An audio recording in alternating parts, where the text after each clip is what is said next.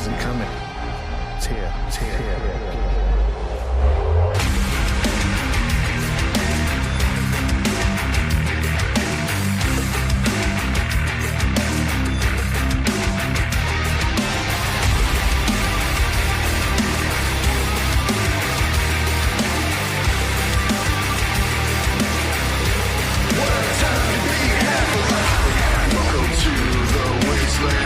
Welcome to the new paradigm.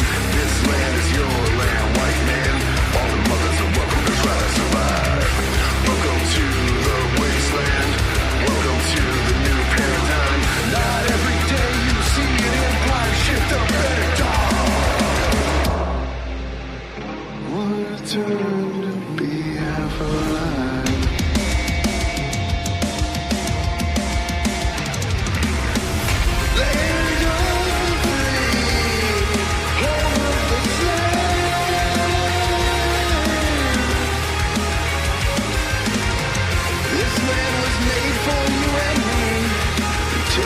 To the grave, take it to the grave. Accelerating and we're running out of time.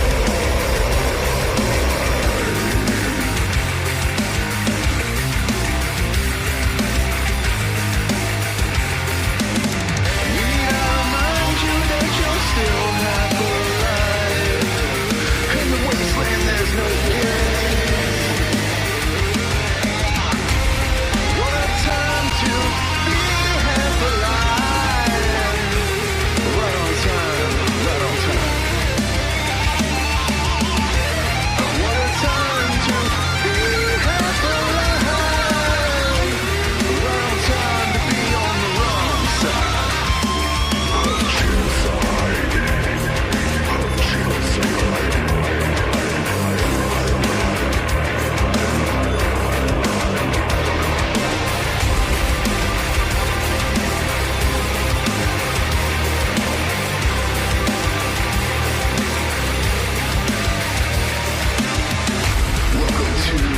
Wasteland. Welcome to Grifter Paradise. This land is your land, rich man. Poor motherfuckers gonna kill each other just to survive. Welcome to the wasteland. Welcome to the new paradigm. Not every day you see a new part shift up at dawn. Can you believe we let it all go to the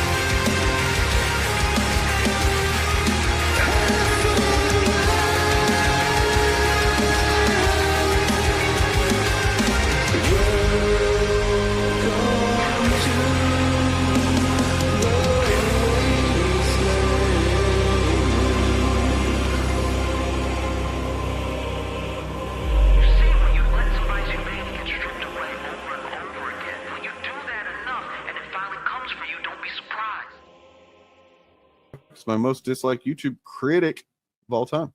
He's dumbed down online film discussion beyond repair. His audience is as smart as POTUS number 47. And yeah, I don't know at what point his status as kind of the ringleader for the Friday Night Tights is like the more or less the manager. He's the kind of staff manager of these chuds, I think. And I've got a song that I've been working on about him. It's about him and other grifters as well, but it's like generally like a lot of the references in it. They refer to Nerdrotic, but there's other references as well. It is kind of a diss track, yeah, it is.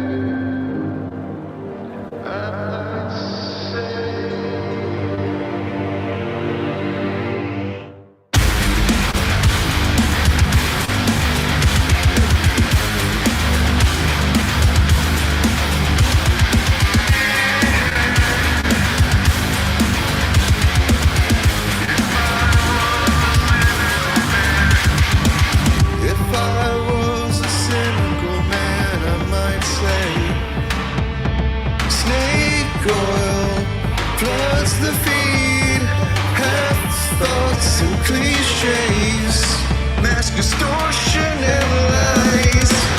A million marks repeating your catchphrase and your line. This chaos by design. Go get the bag, old man. Hey there, you shameless fucking creature. Old man with the dead caught eyes. Prophesize like a doomsday preacher. Antagonize and monetize. Old man, you're changing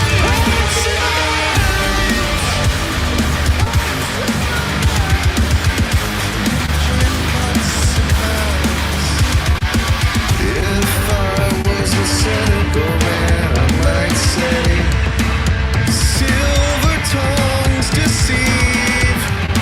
Con man feeds the flames. Mask off, no surprise. Snake oil lubricates the outrage. Force the narrative to fit the flame. Billions of suckers and the new one born every minute. Go on, oh man, get it. Hey there, you shameless fucking creature. Old man with the dead caught eyes. Prophesize like a doomsday preacher. Antagonize and normalize.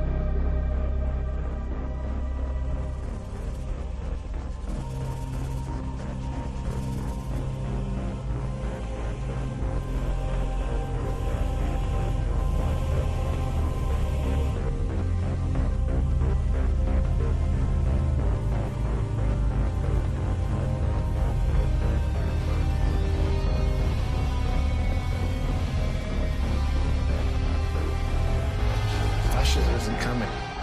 It's here. It's here. Okay, you the big bad booty daddy. Like, here's it. Because I'm a vacuous, empty, fucking shell of a person.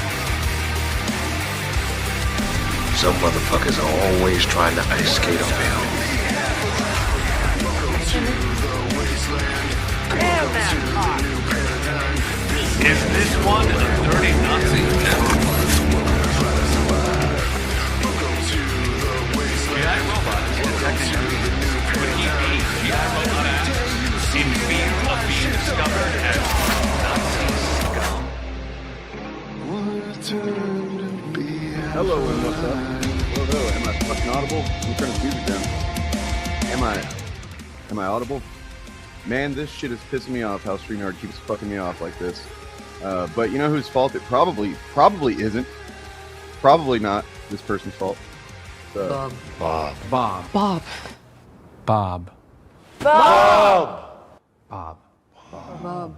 many times? Jesus Christ, stop saying Bob.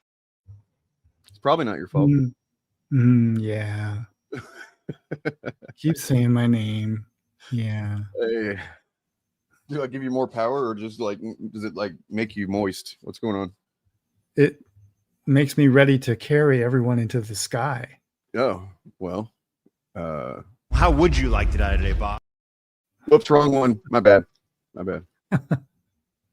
Genius plan, Bobby. All right. Man, so I don't know what that was like on y'all's end, but everything went fucked up on my end. It seemed to work. It was a glorious fuck up because the video montage and the music worked kind of well together. Well, so like the lyric video that was playing just fucking crapped out on my end. Did that happen on your end? Like it just stopped playing? No, it kept playing, and then you had the video clips running as well, at least at my end. Okay. Reggie, check out the name of the stream because we are on it. We appreciate you looking out, and we're there. We're about to hit that shit. Welcome everybody to LiveAF. It is Friday. We do this on Fridays, or at least I do. Sometimes, a lot of times, I've got Bob with me. A lot of times, I've got Morgan with me. I think maybe if we're lucky, if we close our eyes and we wish really hard and think good thoughts about Morgan, then maybe the genie herself shall appear. I think that's how that works, but we'll see. I think it's that you have to look into a mirror and say her name 3 times. Okay. It will appear over your shoulder. Okay. I think. We shall see. Yeah, the convicted felon, Steve Bannon, wasn't. Yes. Okay, so let's be clear. We're not talking about the Epstein files here. So, let's go ahead and get it out of the way. Just to kind of, because it does set up what I'd already planned on talking about tonight. It actually ties in gloriously. It couldn't be more perfect, really. So, yeah, the House Democrats, they've had, access to certain things from Epstein's estate. These are not the same thing as the Epstein files or the Epstein list or information that the feds had collected over the course of investigations. That's not the same thing. It's part of it. Like, I'm sure these things do overlap to some degree. Like, for instance, the terrible fucking just gross doodle, the drawing and the poem or whatever it was, limerick, I don't know, that Trump had sent to Epstein for his 50th birthday. That basically quoted Wooderson from Dazed and Confused. That I get older and enigmas stay the same age. That is from the estate that was provided by Ghislaine Maxwell, I believe. Yeah, the estate does sound worse. Like there's got to be worse stuff in the estate, in the accumulative collected amount of things in his estate, right? Like, yeah, that's probably where you find just the gross shit that isn't necessarily evidence of something, but it's definitely gross. Well, an estate is a legal entity that forms when somebody dies. Yeah. So it's just like a bunch of lawyers overseeing his property and shit like that. That's the estate. And yeah, these names plus, Bill Gates. Bill Gates is there. So some of the contexts look a little worse than others. I think that probably Musk's looks the worst. In the context of how his name is mentioned, but it's also important to note, that these things date back to 2014, 2016. So, for example, Elon Musk's name is referenced in 2014. This is back when he was big lib shit. You know what I mean? This is back when he was still on a lot of people's good graces as being, progressive guy or pretending to be one. That's how he was grifting money off of progressives back then anyway. By making people think we're just right around the corner from, getting off of fossil fuels, guys. I'm going to do it for you. I'm your hero. Yeah. But so his is actually in the context of saying something about going to the island. And I think that's the only one that specifically says that. So just we've talked about it before, but just because somebody is mentioned in context of Epstein doesn't mean that they were some kind of PDF file or anything like that. None of this proves that any of these people were that, except it looks a lot worse whenever you're going to his island. Yeah. it just looks a lot worse. Yeah, this is back when Musk was palling around with folks like Lawrence Krauss and that whole gang of intellectual giants and defenders of The ones science. who think they're the real problem. The war against science is about cancel culture. Yeah, a lot of people don't know this about Epstein, but he was like a big donor to a lot of scientific endeavors, and he funded like a lot materially. Yeah, materially speaking, he did a lot to help actual science and science education. Unfortunately, that work has obviously been tainted by, the pedo shit. But so because of that, he was in touch with a lot of like titans of industry and scientists and stuff like that, who are all now like hiding their association with him. Okay, once again, I'll say, and if anybody else asked, and I hope the chat will correct them in a polite way, but these are not the Epstein files. This is something that the House Democrats have access to, that they're using to tease the files to get people demanding the files. It's pretty smart, actually. This is one of the smartest things that the Democrats have done is, kind of say, here's just a taste of what we could find out if we actually got to release the files. We now officially, we can get into that because it looks like MAGA Mike Johnson's doing some shady shit in the vein of how Mitch McConnell would do things, where he doesn't want to let them vote to allow, what's her name? I forget her name.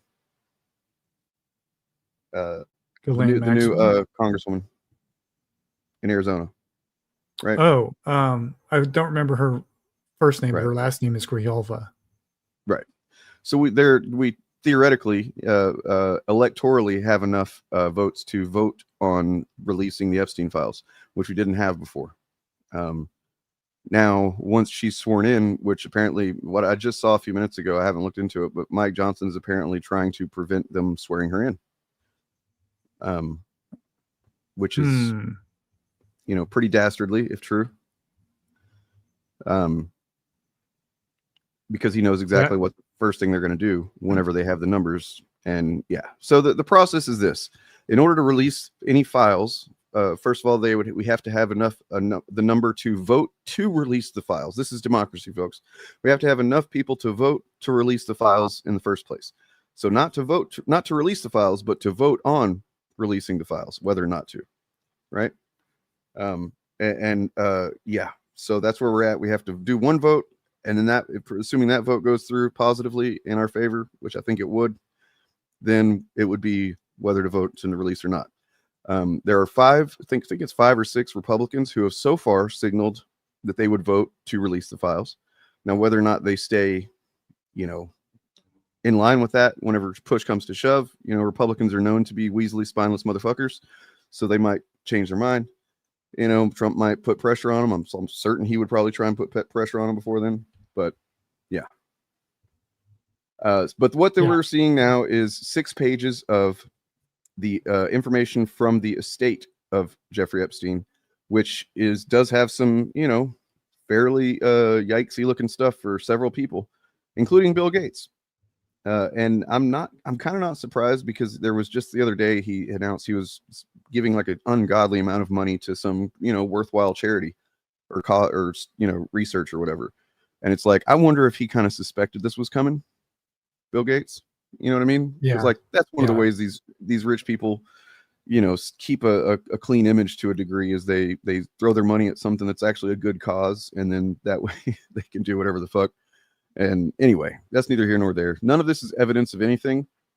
But it is evidence that these people met with Epstein on a semi-regular basis in some cases, like Steve Bannon seemed to meet with him quite a bit. Representative democracy, it's a pure democracy would be fucking pure chaos. Like, I don't know. I mean, I guess if we have the technology to technically do it, but I don't know. I mean, Nepal just elected a president through Discord, so. Right, and I'm sure there was no problems with that, and there's no corruptive influence on it or anything. No, there wasn't, actually. Look up the reporting on it. It was in response to corruption.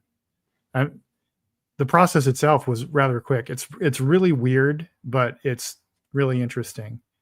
Yeah. Like a bunch of Gen Z. It was like basically a Gen Z revolution, and they chose the first female leader of Nepal through Discord, and then the military went, okay. Wow.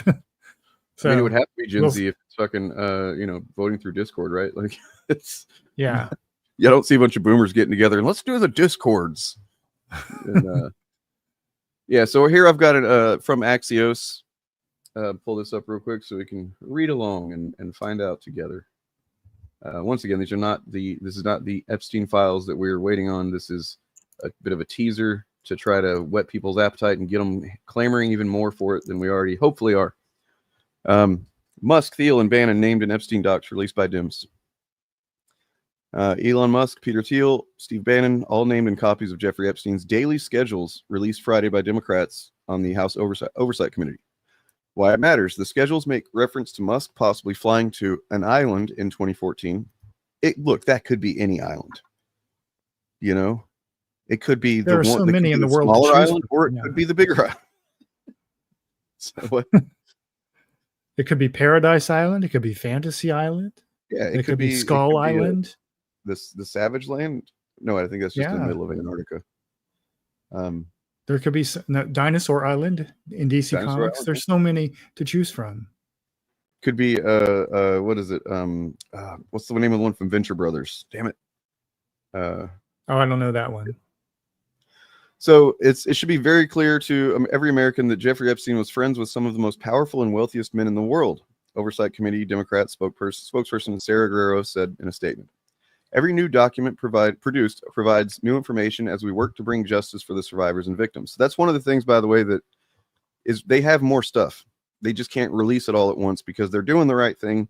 It's frustrating, but they are doing the right thing by going through and redacting names of victims and stuff like that. Any identifying information of victims that, just would not be worth, these people don't need to be victimized anymore. They don't need to have their shit put on blast and become literal, pawns for Republicans to bandy about and harass and shit.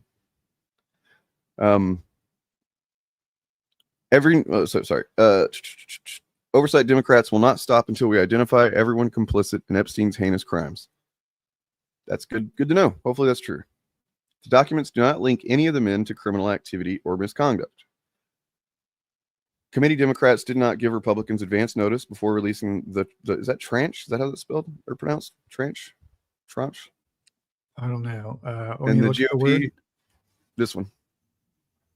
I have no idea. I would say tranche, but that could be wrong. And the GOP side accused them of cherry picking documents while concealing others that could implicate Democratic officials. And that may be true, but I mean, look, they got Bill Gates in here. So, I mean, apparently they weren't trying to just cover up for anybody that's liberal coded. Yeah. You know what I mean?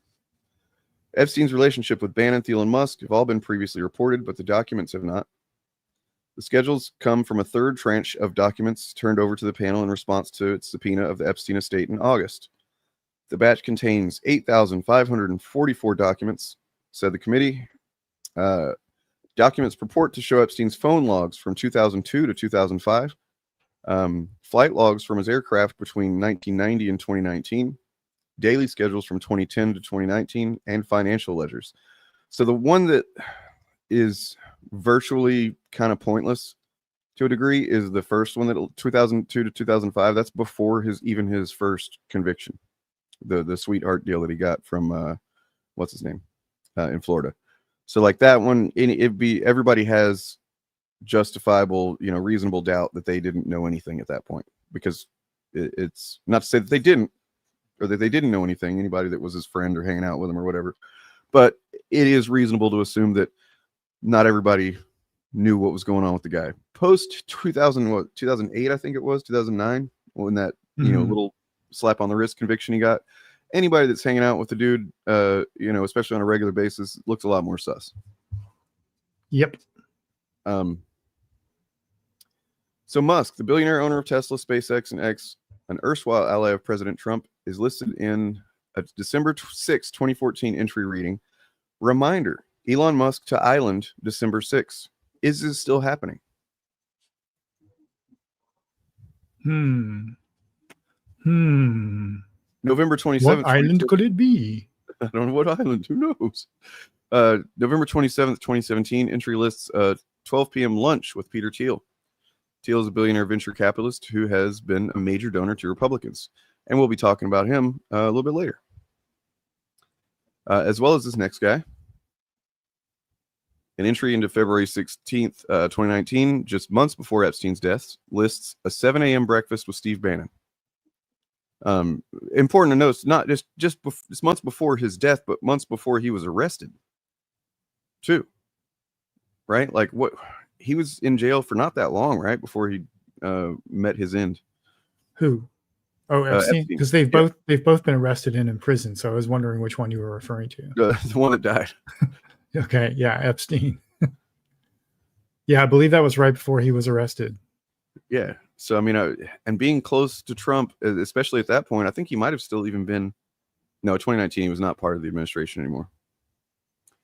I don't think. Bannon? Anyway, No. Yeah. He was only in there for a couple of months because shit started looking bad for him. So he got ousted, I think. So one of the flight manifests from Epstein's aircraft, May 12th, 2000, references Prince Andrew, which is not a surprise, but the fact that he is mentioned here along with these other people is kind of, because Prince Andrew is, I think he's all but confirmed to have been doing the stuff that, yes, yeah, yeah, he had a pretty infamous interview on was it BBC where he basically just it was the worst. You almost couldn't have defended yourself in a worse way than he tried to in that interview, and it just made him look completely guilty. Yeah, and he was punished by the royal family by giving him nothing to do. He was stripped of his title. He's technically not Prince anymore, right? He's just some guy named Andrew. I'm not sure about that, but okay. I know that they stripped him of all official duties. I thought it was title because all the royal family do they just do rich people charity stuff, right? And he had all that taken away from him, so justice was served. You're right. It's unfortunate that Democrats continue. This is the other side. Continue to meaninglessly cherry pick documents and politicize this investigation. A spokesperson for the Oversight Committee's Republicans told Axios. Well, what investigation? Because as far as your DOJ, your FBI has said there's nothing to investigate. Mm-hmm. So what's this guy talking about? They are intentionally withholding documents that contain names of Democrat officials. Maybe that's fine. I'm okay with that because it means that if the files come out, then those names will come out. Yeah. You know what I mean? Like they're not going to be able to redact the Democrat names if they're releasing the entirety of the files. I'm pretty confident that won't happen. So even if they're withholding some now, just to kind of build up the, Yeah. Well, the Republicans being in power are incentivized to redact any Republican name from the files. And it would surprise me if they have not tried to do that already, the Trump administration. The Democrats... They released this without telling anybody at first. So they didn't tell the Republicans about it. So. The Democrats also, I fully expect there to be Democrats and Republicans in the files. Yeah. So both parties are incentivized to fuck around with this, but only one party is in real power right now. So they're the ones we got to watch out for. So we got PDFs here, ironically. I shouldn't laugh at that. Look, I like wordplay. It's not about the content of the wordplay that I'm laughing at. Okay. So yeah, this is how many fucking pages is this? 6 pages. Okay. So right here, wait, appointment with Andrew Farkas and Ben somebody. Who knows? That's redacted. Wonder why. Tentative breakfast. This is February or December 5th, 2014. Party with Bill Gates. Party with Bill Gates. Yikes. Not a good word to associate with Epstein, to be honest. Gregory Riches. Come on. Can you have more on that can't be his real name. And then Jeffrey Moneybags also was there. Elon Musk to Island, December 6th. Is this still happening? I wonder if it still happened, is what I Right. want to know. Did it happen? That's a good point. Well, I mean, the flight logs, right? Like the flight logs should tell us whether or not that happened.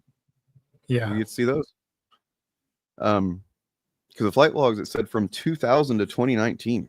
That's a lot of fucking flight logs. Yeah.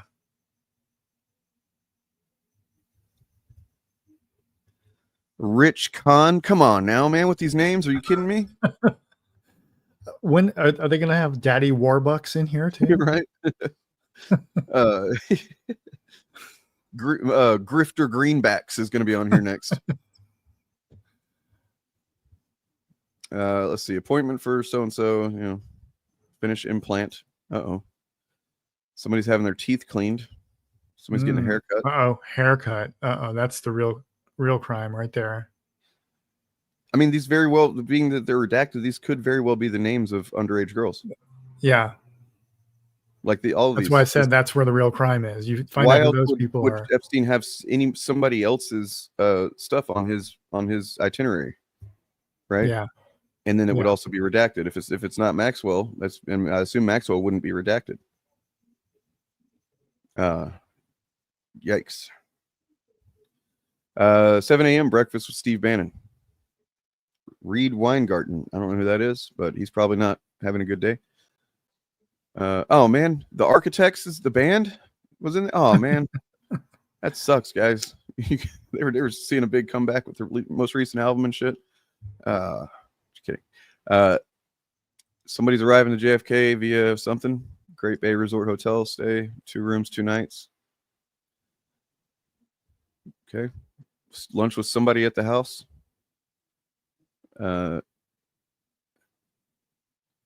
So this is November 27th, 2017. There's Reed Weingarten again. And there's lunch with Mr. Peter Thiel. Which I have to tell you once again that this is an anagram for the reptile. You can do the work yourself. It's just true. Filthy rich. And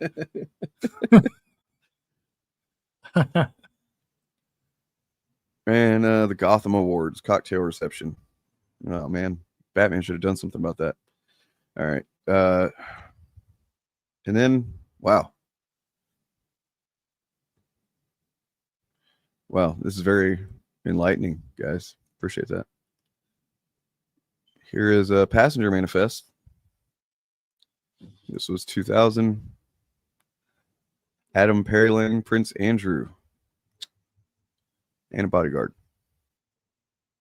And 1 male. Okay. So there's that. Doesn't look good for a couple of people there in particular. I'd say it looks pretty bad for Bannon, considering the time that took place. Well,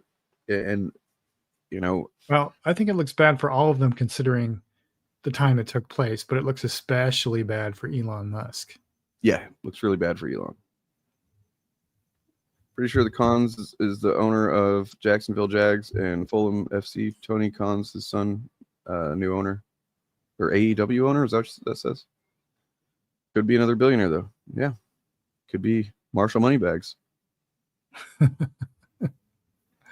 Yeah, I mean, seriously, it doesn't matter left or right. Let it all out. I seriously don't care. I want all of them.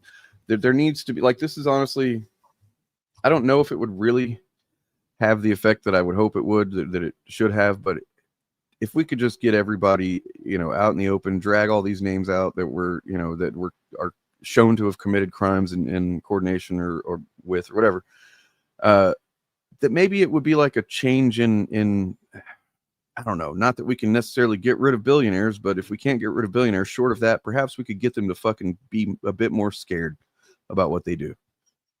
Yeah, I think the main thing for me would be the shoring up of political credibility with American voters. Because the difference between the Democrats and the Republicans right now is that the Democrats are pushing for the release of the Epstein files, even though there are almost certainly Democrats in there, whereas the Republicans are blocking it. Yep. And if it comes out and it was the Democrats who led the charge, that's going to make the Democratic agenda more appealing to more people. It'll give the Democrats more political capital to work with. I don't think any of the people on the list who are rich are going to go anywhere except maybe hide out in their mansions for the rest of their life in shame. I doubt any of them would be prosecuted, but we would know who they are and they would be our bitches now. But that's the main thing. The main thing is that it will completely discredit the Republican Party, I think, if it comes out, and they fought it tooth and nail. And when it comes out, it's as bad as we all think it is. So we're gonna get into tonight. We're gonna get into what I've realized about in the last. It's really kind of interesting the way it's come about, because I started this kind of journey of my new strand of thought about the state of politics and everything a few weeks ago with the stream I did about the 764 and the order of 9 angles thing. And I started realizing, the degree to which accelerationism is playing a role in politics. And not to mention that really started whenever we talked about it on the Shillcast, and suddenly we're getting bombarded by people trying to gaslight us into thinking accelerationists don't exist. You know what I mean? So, yeah. And then that I did that stream, and I'm like, man, this is really kind of scary, realizing that there's these groups out there that they really are just nihilists. They don't have any interest in anything except seeing the worst shit come to pass and to create the most chaos. If they do have any kind of goal, it's simply to reset the natural order, not the natural, but the social order of things. You know what I mean? Well, there's two types. There's two types, maybe three types, but there's two types I know of, which the one you just described, which is basically just like nihilists. And then there's the rapture pilled white evangelicals who want to accelerate the end of the world because they think Jesus is going to take them all away. Well, I won't bury the lead here. One of the things that I've come to is that those two types are working together. Yeah. Or at least they are at least the Christian nationalist rapture types are fine with utilizing the other types, and the other type are fine with being used to some degree. Or they don't know that they are. One of the I think the Christian ones have had proximity to power for longer. Yeah. But the sheer weight of so many billionaires being the other kind has really stepped and that's the up thing. game Why for them. you might ask yourself, why would anybody want to create such chaos that the social order would just completely collapse? When that's scary. Who would want that to happen? Well, the people that would be perfectly okay no matter what. Yep. People that, even if the dollar no longer means anything, they still have enough resources to and protection to keep themselves, insulated and honestly come out on top. They would be the ones to, be at the top of whatever comes out, whatever shape any society takes after that. That's why they're all pushing crypto.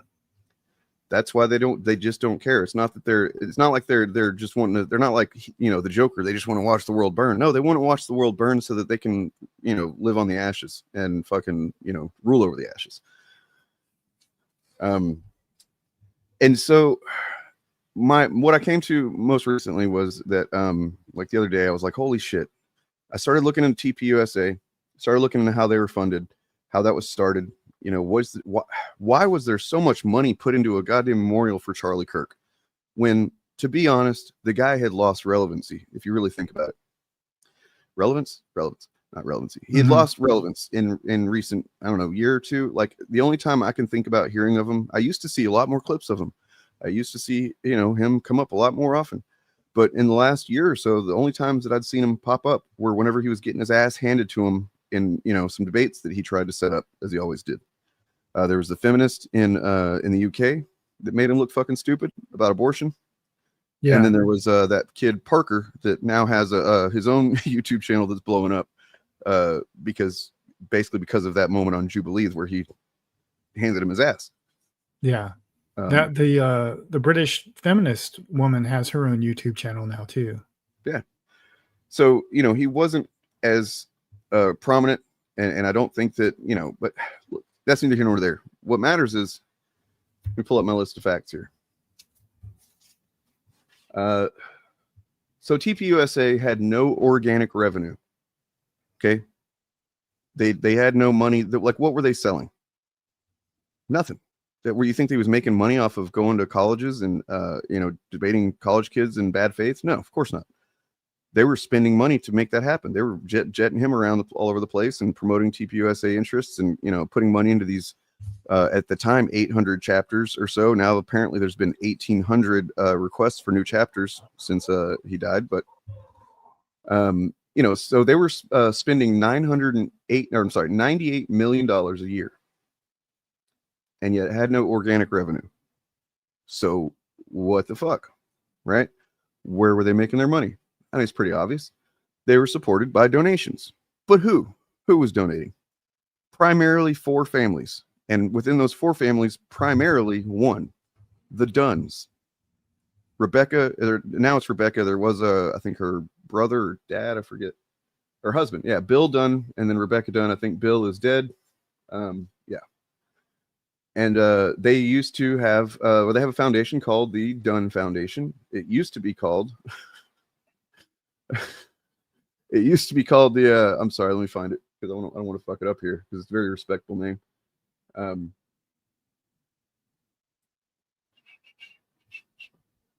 know what? I'll just pull up in the link that I have here.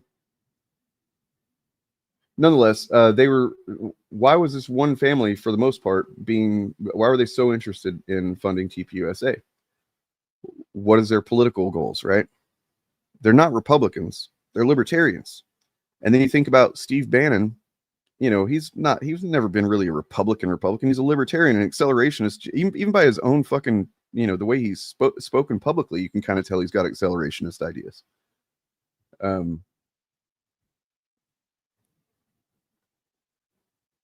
So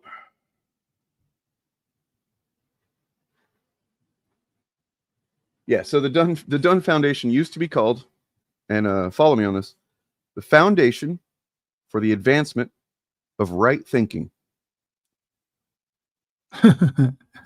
Foundation for the Advancement, right? FART. That was their acronym for decades until apparently 2016, when somebody, maybe even Charlie Kirk, being the youngster that he was like, hey, did you know that this spells fart? They support a number of free market policy and advocacy organizations. And what is a free market policy? What does that mean? Libertarianism. That's not Republican values. That's libertarian ideals, right? So there's the Students for Liberty, Political Economy Research Center, Institute for Justice, Manhattan Institute for Policy Research, Pacific Legal Foundation, Foundation for Government Accountability, Foundation for Equal Rights and Education. And I promise you, if any of these sound positive, the names are deceptive. Cato Institute, and Atlas Economic Research Foundation. Those were the big ones that they funded. And all of these, you can look up every single one of them.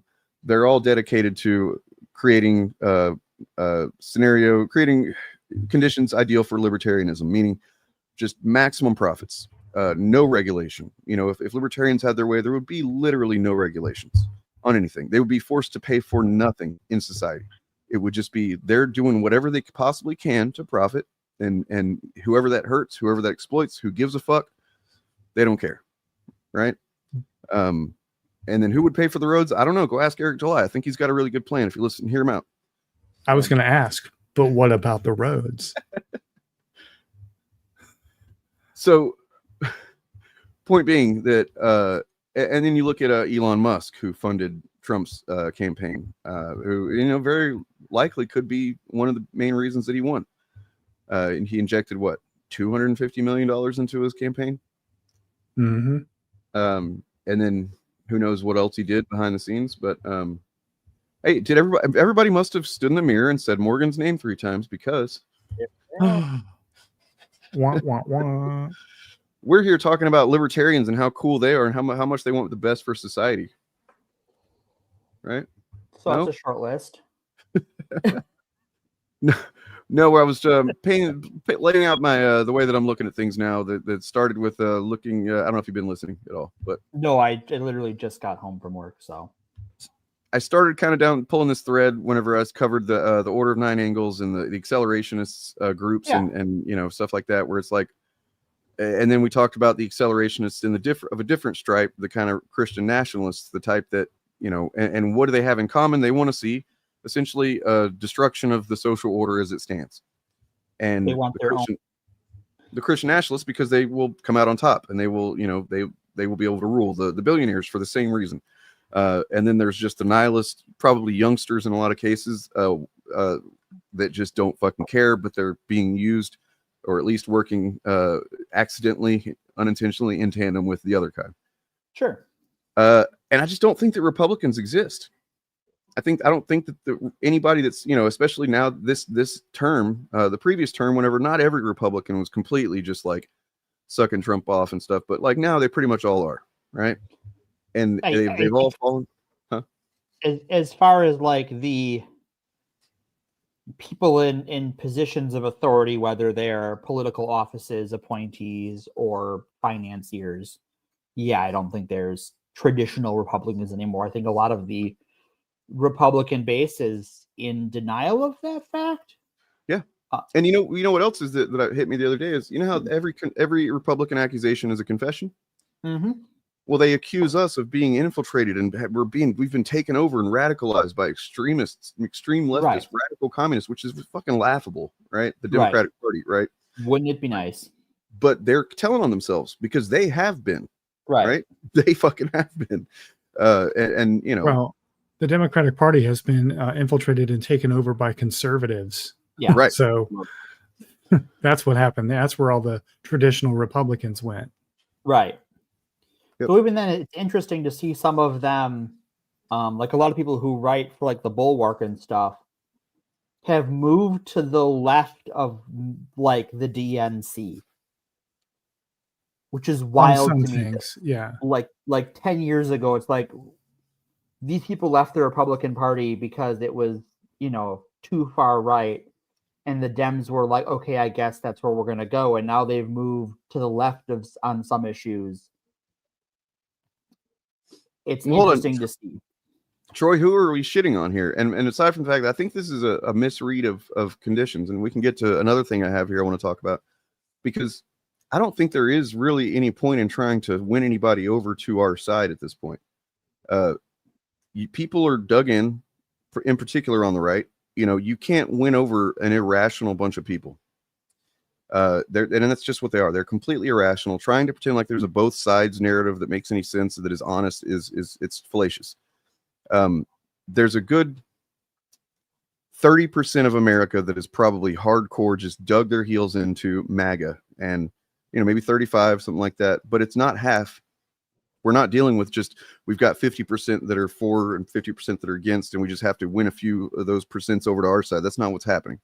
What's happening is there's a good chunk of people that don't follow the information that is really relevant to what's going on. There's a good chunk of people that, you know, just, it's difficult to process a lot of the shit that's really happening. Well, I think it's one of those things that if you're in an information silo, and everyone is in an information silo, we are all in information silos. We can do what we can to break out of them. But we have sort of moved past that into this sort of pseudo reality that exists on the right. And part of that is information denial. And a lot of the people on the right just never are exposed to that information.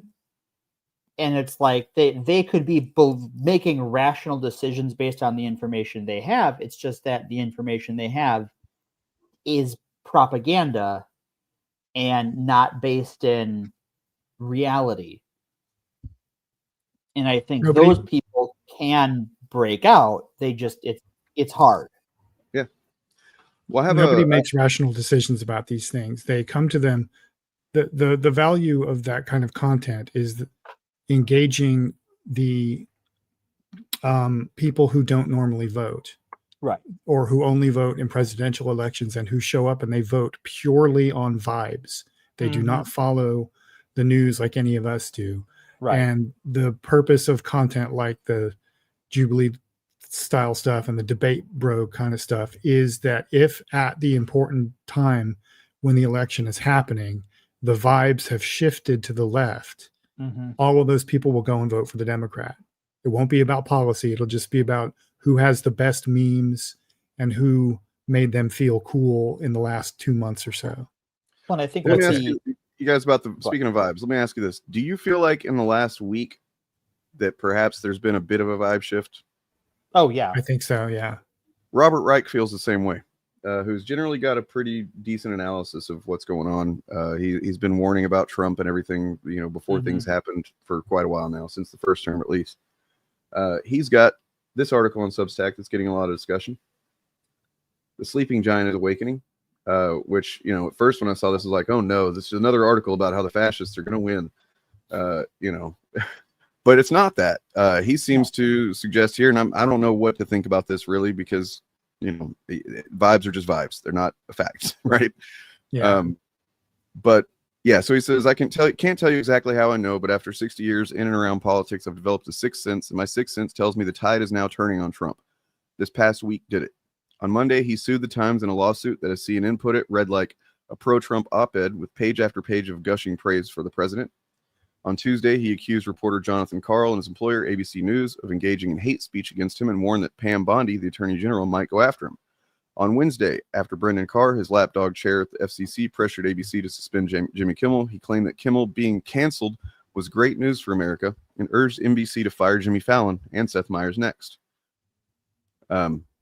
On Thursday, he said broadcast networks have been mean to him and that Brendan Carr might have to start taking their licenses away. Friday, he suggested that negative coverage about him is really illegal. Speaking to reporters in the Oval Office, he said, they'll take a great story and they'll make it bad. See, I think that's really illegal.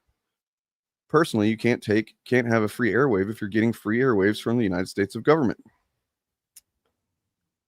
On Saturday, he demanded that Bondi prosecute several of his political rivals, even though grand juries and federal prosecutors couldn't find any evidence of wrongdoing. He demanded that she do it now. That's the one that he accidentally posted on True Social rather than text. Yeah. He texted America.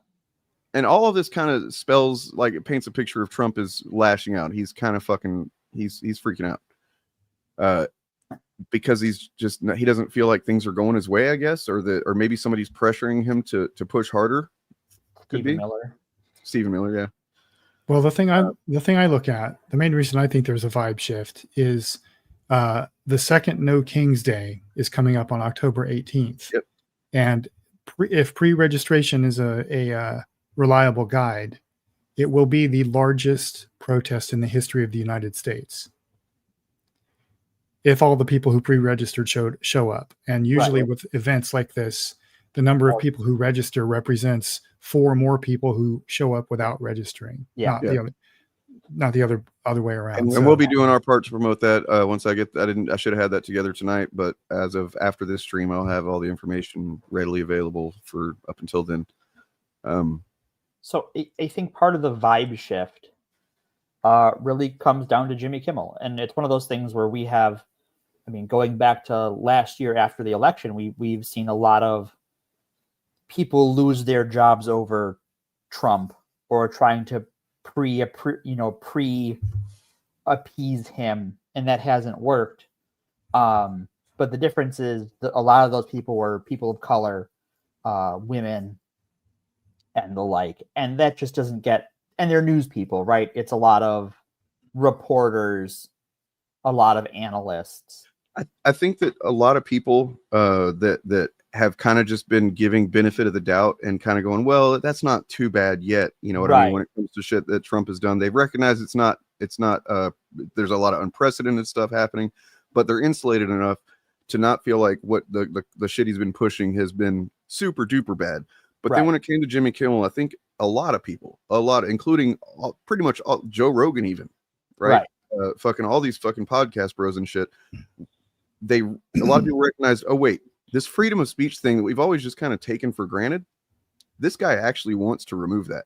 Right. Like, and he has the ability to do it if you know what I mean, like to a degree. And we gave it to him. And if I'm being cynical, a lot of people recognize that as he's fucking with our content, bro. Well, yeah, he is. It's that, but it's also a lot of comfortable middle class people for whom politics is a distant thing, and that's both people on the left and the right, right? Like politics is an over there thing. It's team sports. But if you're someone who watches late night TV and now, you know, Colbert's going to be off the air next year and then Kimmel's, you know, suspended. And then you're, you know, in some markets, oh, you know, you read in the paper, oh, Kimmel's coming back. And it's like, well, not in your area. Because of these companies. It's like, well, now for the first time in, you know, however many years, probably since COVID, have you had your life interrupted in some way, and now it is real to you in a way that it has been real for a whole bunch of other people. Welcome to the party. I'm happy you're here. Yeah. I'm genuinely happy you're here. Get ready to fight. Yeah, we also can't overlook the fact that this is happening at the same time that both inflation and unemployment is going up. Yeah. And the cost of living in terms of housing is higher than it's ever been. Yeah. And it's going to get worse. And people are feeling the crunch. Their groceries cost more, gas costs more. Electricity is yeah. These data centers are built. It goes up a lot. So their lives have gotten measurably worse in the last 8 months or so. And when that happens, the guy in charge always gets blamed for it, whether he was responsible or not. In this case, he was, but in this case, he's publicly made it like, yeah. I mean, there are some things that the president has no control over, but right. Like generally speaking, for instance, like oil prices, right. The U.S. president has virtually no control over that. But whenever gas prices go up, whoever the president is just gets blamed for that. It comes with the job. Right. You know, there's been so many things recently that it could be any or all of these things are affecting different people, you know, or reaching different people and getting through their bubble a little bit. Because like I saw something about the way that Trump spoke at the Kirk Memorial, and big air quote energy there, was kind of jarring to some people who actually do want to see the temperature, like people that were pro Kirk, that actually believe that Kirk was not whatever they're, however mistaken they are. There are apparently some people that didn't want to see things keep getting ratcheted up. Right. And then to have his wife up there and say, I forgive the shooter. Right. It screwed up their whole thing. And then Trump go, I fucking don't like my enemies. I want bad stuff for my enemies. I hate them. You know, it's like, that's a weird vibe. Right. Yeah. Yeah, like she gets up there and she was like so that whole event was weird. I watched the entire thing, and it wasn't just the speakers. That was preceded by several hours of like Christian rock worship music concerts and stuff. It was basically an evangelical church service scaled up, and she was supposed to be like, she was supposed to be like the star speaker, basically, who puts a ribbon on the whole thing. And her message, sincere or not, was, I forgive the shooter because that's what my Lord and Savior calls me to do, etc., etc. And then Trump comes out and shits all over that. Right. Well, so then that's the thing. Like, even if she wasn't sincere, I don't think it matters, because especially if she wasn't sincere, because that's her making a conscious choice to try to, tamp that shit down a little bit, right? Yeah. Because she could have very easily just said, I don't forgive him, and I don't forgive anybody that's behind all this. At the same time, though, she has been sending out fundraising emails that, if she is the one writing them, they do kind of say the opposite. They are. It is painting like the vague allusions to conspiracy. I don't think she's the one writing them. They have people who do that, and then they just, like, Charlie Kirk wasn't writing them either. They just have people who do that and then put the CEO's name at the bottom. But that doesn't absolve the CEO of responsibility, obviously. But it's not her writing them personally. Well, and she, at least not at the moment. She hasn't been a CEO before. So a lot, like, her life has changed very rapidly. I want to read this. Some young man, I guess some politically engaged young man, wrote this, and I think this is I think we probably kind of agree with this. That was supposed to be a funeral for a 31-year-old father who was graphically executed in front of 3,000 college students. And what you watched was each cabinet member of the Trump government walk out to pyrotechnics and talk about politics and audition for 2028. It is also true that Charlie would have wanted it that way, but it doesn't make it less distasteful. Some things, like death, should be sacred. This entire spectacle seemed like a calculated play, basically a cynical excuse to put on an RNC. Fuck Right. yeah. Let me see. It Who was okay. This was this was Nick Fuentes. Holy shit! No, it was. I want to It add. I want that's ironic, but I want to add That's something to hilarious. this. Irony aside, it wasn't just them talking about politics. Almost every one of them gave a Christian speech. This Yep. was their announcement that America is now a theocracy, that they have, that the Christian nationalists have won, that this was their victory lap, and also a desperate grasp for power, because they can sense the vibe shift too. Because So they're going to go, yeah. And I think it's going to blow up in their faces. I think given that even in the midst of all that, the headline stories by the next day were Kimmel's coming back, the UN stuff was coming up, and then by the middle of the work week, nobody cared. Yep. And also release the Epstein files is still a thing. And release the Epstein files has continued. And I don't know if you saw the news from today. Yeah, we talked about it earlier. Oh, you did? All right. Cool. Well. Yeah. Yeah. Not looking good for a few of those folks. I mean, it looks. We decided it looks worse for Elon Musk. Yeah. Just because he was literally, at least at some point scheduled to be on a flight to an island. Right. And that could be any island. It could be the big pedo island, or that could be the little pedo island. We don't know. Could be Isla Nublar, could be Isla Sorna. Holy shit! What is the date today? Why is there fireworks going off outside my apartment? I don't know. There's no reason. Fireworks here in Milwaukee yesterday. I have no idea. Yeah. So it's I don't want to I definitely don't want to rest on vibes, because there was the last time I remember a vibe shift that made me feel hopeful was toward the beginning of Kamala running. Yeah. Last year. Of course, vibes are necessary but not sufficient. At the same time, it very well could be that those vibes could have remained had she not just attached herself to the corporate dim wing, right? Yeah. Because that was whenever she just calling them weird was really getting a lot of traction. It worked, right? I think for everyone, that felt very, one, real, and two, visible. Especially at a time when and continuing on from before and after, the media treats these people as perfectly normal political actors and the state of nature, when it's just like, anybody else think this seems weird? Like how these people act and behave and talk? Like, that's just not how people are. And I think that's what, I think that's what Reich talks about in this article, is a bit of just these people that are willing to accept the weirdness because they actually are trying to. There are liberals generally, or a lot of them do try to live embody the idea that these people may not believe like me, but they voted, we had an election, that kind of thing, and they're not gonna make a big stink over just every little weird thing that happens. But then when a bunch of very distinct weird things happen in such a short amount of time, and not just weird but like unprecedented, this very well could unmoor the foundations of our democracy, the things that were framed in the beginning of the fucking country's history. There's a reason the First Amendment is the first one. That's important to know. Literally all of the other ones kind of don't matter without it.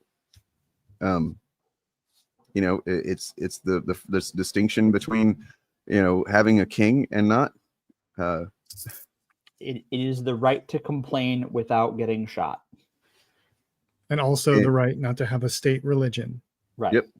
Two things that the modern Republican Party abhors more than anything else.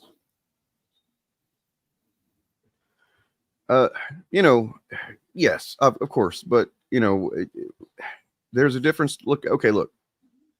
I think the best example of this is actually, and I think South Park didn't realize that I would probably analyze it this deeply all these years later, but they had their thing, and they've come back to it since then. But remember giant douche and turd sandwich? Nope.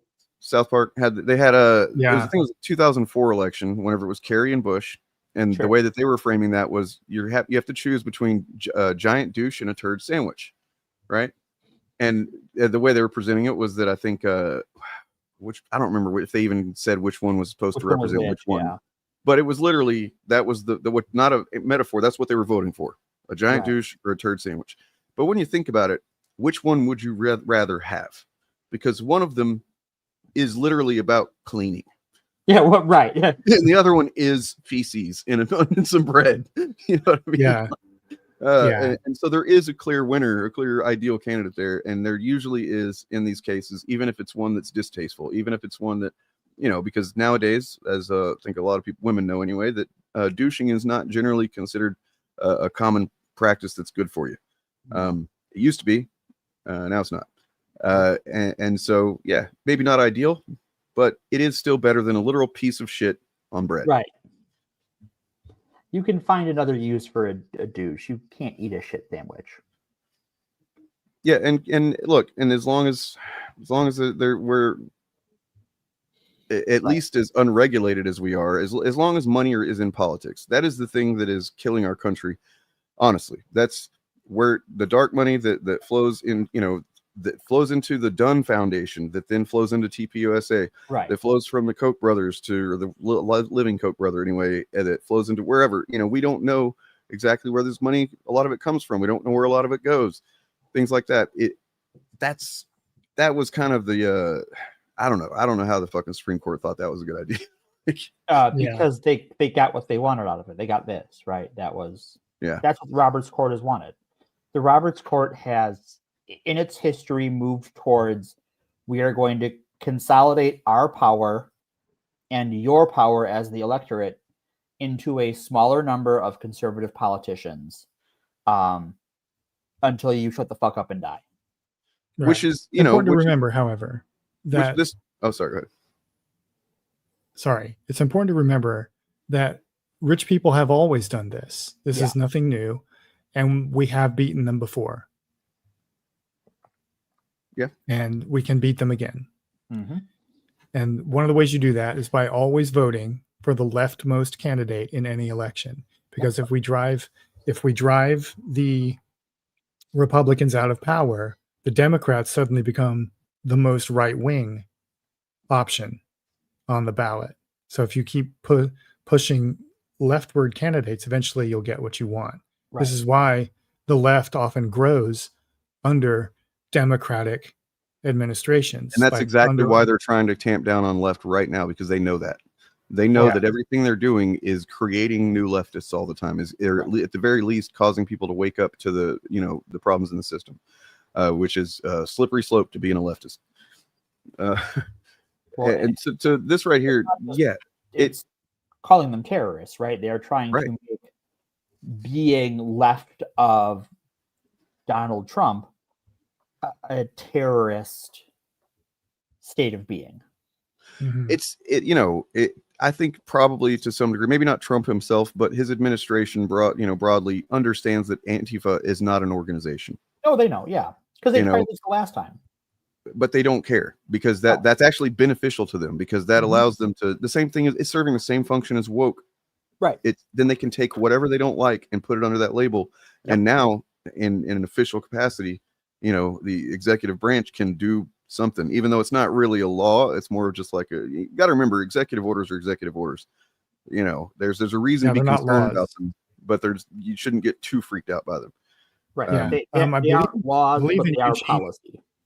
Yeah, I believe in Eugene, Oregon this week, a group of protesters were arrested and charged with terrorism and labeled as Antifa. It's the first time this executive order has been used. They were just people who were peacefully protesting outside of an ICE facility. Well, and now they have their fucking, I wouldn't call it a false flag, but they have their effectively propagandized real life shooting.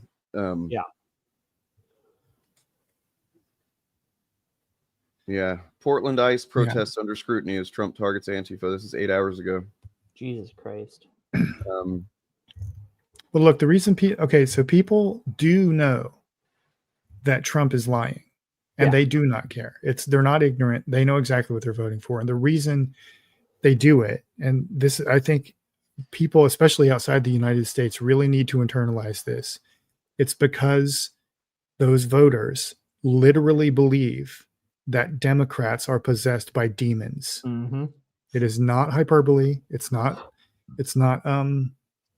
fanciful talk. They genuinely believe it. And therefore, any tactic to stop Democrats from taking power is morally justified. And couple that's at the level of the average grassroots white voter in America. Couple that with the incentive of the mega church, the evangelical industrial complex, and the accelerationist billionaires to maintain their proximity to power. That's why this keeps happening. Those two things working together. So that's why Trump could literally murder someone, like he said, on Fifth Avenue, and they would still support him because they think he is the anointed of God, just like the Emperor Cyrus was, a sinful man who has been uplifted by God in order to liberate God's people. So I have two comments here by the same person. This is not their name is blacked out and stuff, but this is from, looks like Facebook, I guess. That kind of or sum up a lot of what we're dealing with here, and the problem is, so for right here, when the obvious comes out that he was motivated by the people who have called the right Nazis for 8+ years, I'm sure the party of degenerates still won't disavow. So being so politically unaware and media illiterate that you in the same sentence complain that people call you Nazis And while then use calling Nazi them language. degenerates. Yeah. And having no understanding that what you're saying, just like, oh, thanks for making my point, that you talk like a Nazi. Right. But then the second one here, they made jokes when Trump was shot in the fucking head. He wasn't shot in the head. They started to do it with this shit. The left wing has a sickness that must be eradicated to exist in civilized society. This is the level of delusion we're dealing with. So, I mean, like when people say stuff like this, it's like, yeah, nobody here, you're not going to find anybody that's going to argue with this, but it kind of misses the point of what we're actually up against. Right. Yes, ideally, and whenever there is a better candidate, you'll hear us support them. Mom Donnie, we're all for it. I'm sure all of us here were for Bernie. Yeah, and what the thing is whenever we get a better candidate that comes from slightly outside the party, does what they do. Yeah. Like, rat fuck. But yeah, and a better candidate is one who understands the delusion that we're up against. They understand that they are in a war, and there is no finding common ground with MAGA. MAGA is not interested in finding common ground, whereas Chuck Schumer still thinks that's possible. Right. MAGA is not interested in finding common ground because they think we are all blood drinking, satanic, pedophile demons. Right. Literally. I have had a MAGA person tell me that I'm not demonizing you because you are a demon. Yeah. And there is no common ground to be found with demons. Right. Yeah, I mean, you could go to Reddit and go to insane people of Facebook. I mean, that's a little redundant, isn't it?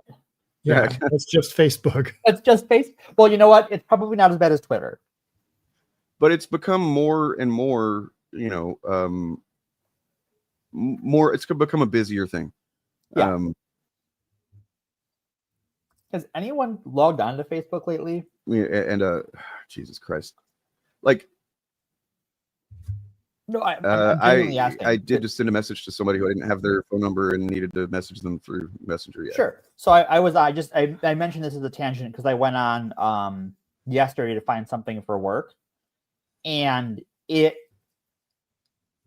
last time I was on there, it was like one ad to every post from a person I knew, and I don't know that I saw something from someone I knew while I was like, I just scrolled my timeline for a little bit. Once I found what I was looking for to see what I missed, and it was just like, what is going on here? Okay, what is this? So this is was actually from Twitter, but basically this the same thing as Facebook at this point. All right. Yeah, this is what are we fighting against there? I don't even know what that means. A woman. Is it the old woman you're fighting against? You shouldn't fight against the woman. Yeah. A person like, okay, so I just want to address this picture and write the narrative if you want to scroll back up for people who might be listening. So you have an older woman who's putting a small number of groceries onto a checkout, It's like milk and some meat and a couple other things and like bread or something. Yeah. bread or something. Yeah. And then behind her is a Muslim coated woman with a headscarf and She really likes fruits and vegetables. a cart full of fruits and vegetables and like juice and stuff. Yeah. Oh God, she's a vegan Muslim. And my thought is we're fighting against a woman buying what she needs and a woman buying food for her family. Like I'm confused as to what we're fighting against. I mean, like they could have at least, since this does look like an AI image, maybe, they could have at least had her like the woman in the in the back, like, I don't know, about to hit the other woman in the head so she could like take her spot in line or something like that. Yeah, it's just like, wow, an older person who does not have a family to take care of buys less groceries than someone who is younger and might have a family to take care of. Wow, this is shocking. Now, if they're trying to say that like sometimes people take a long time in the grocery store lines and it's frustrating, look, I'm on board for that. That does look like a self checkout as well. Yeah. Oh, which are a scourge on the service industry. Okay, then that's definitely damning the old lady because they fucking take forever on these things. Okay.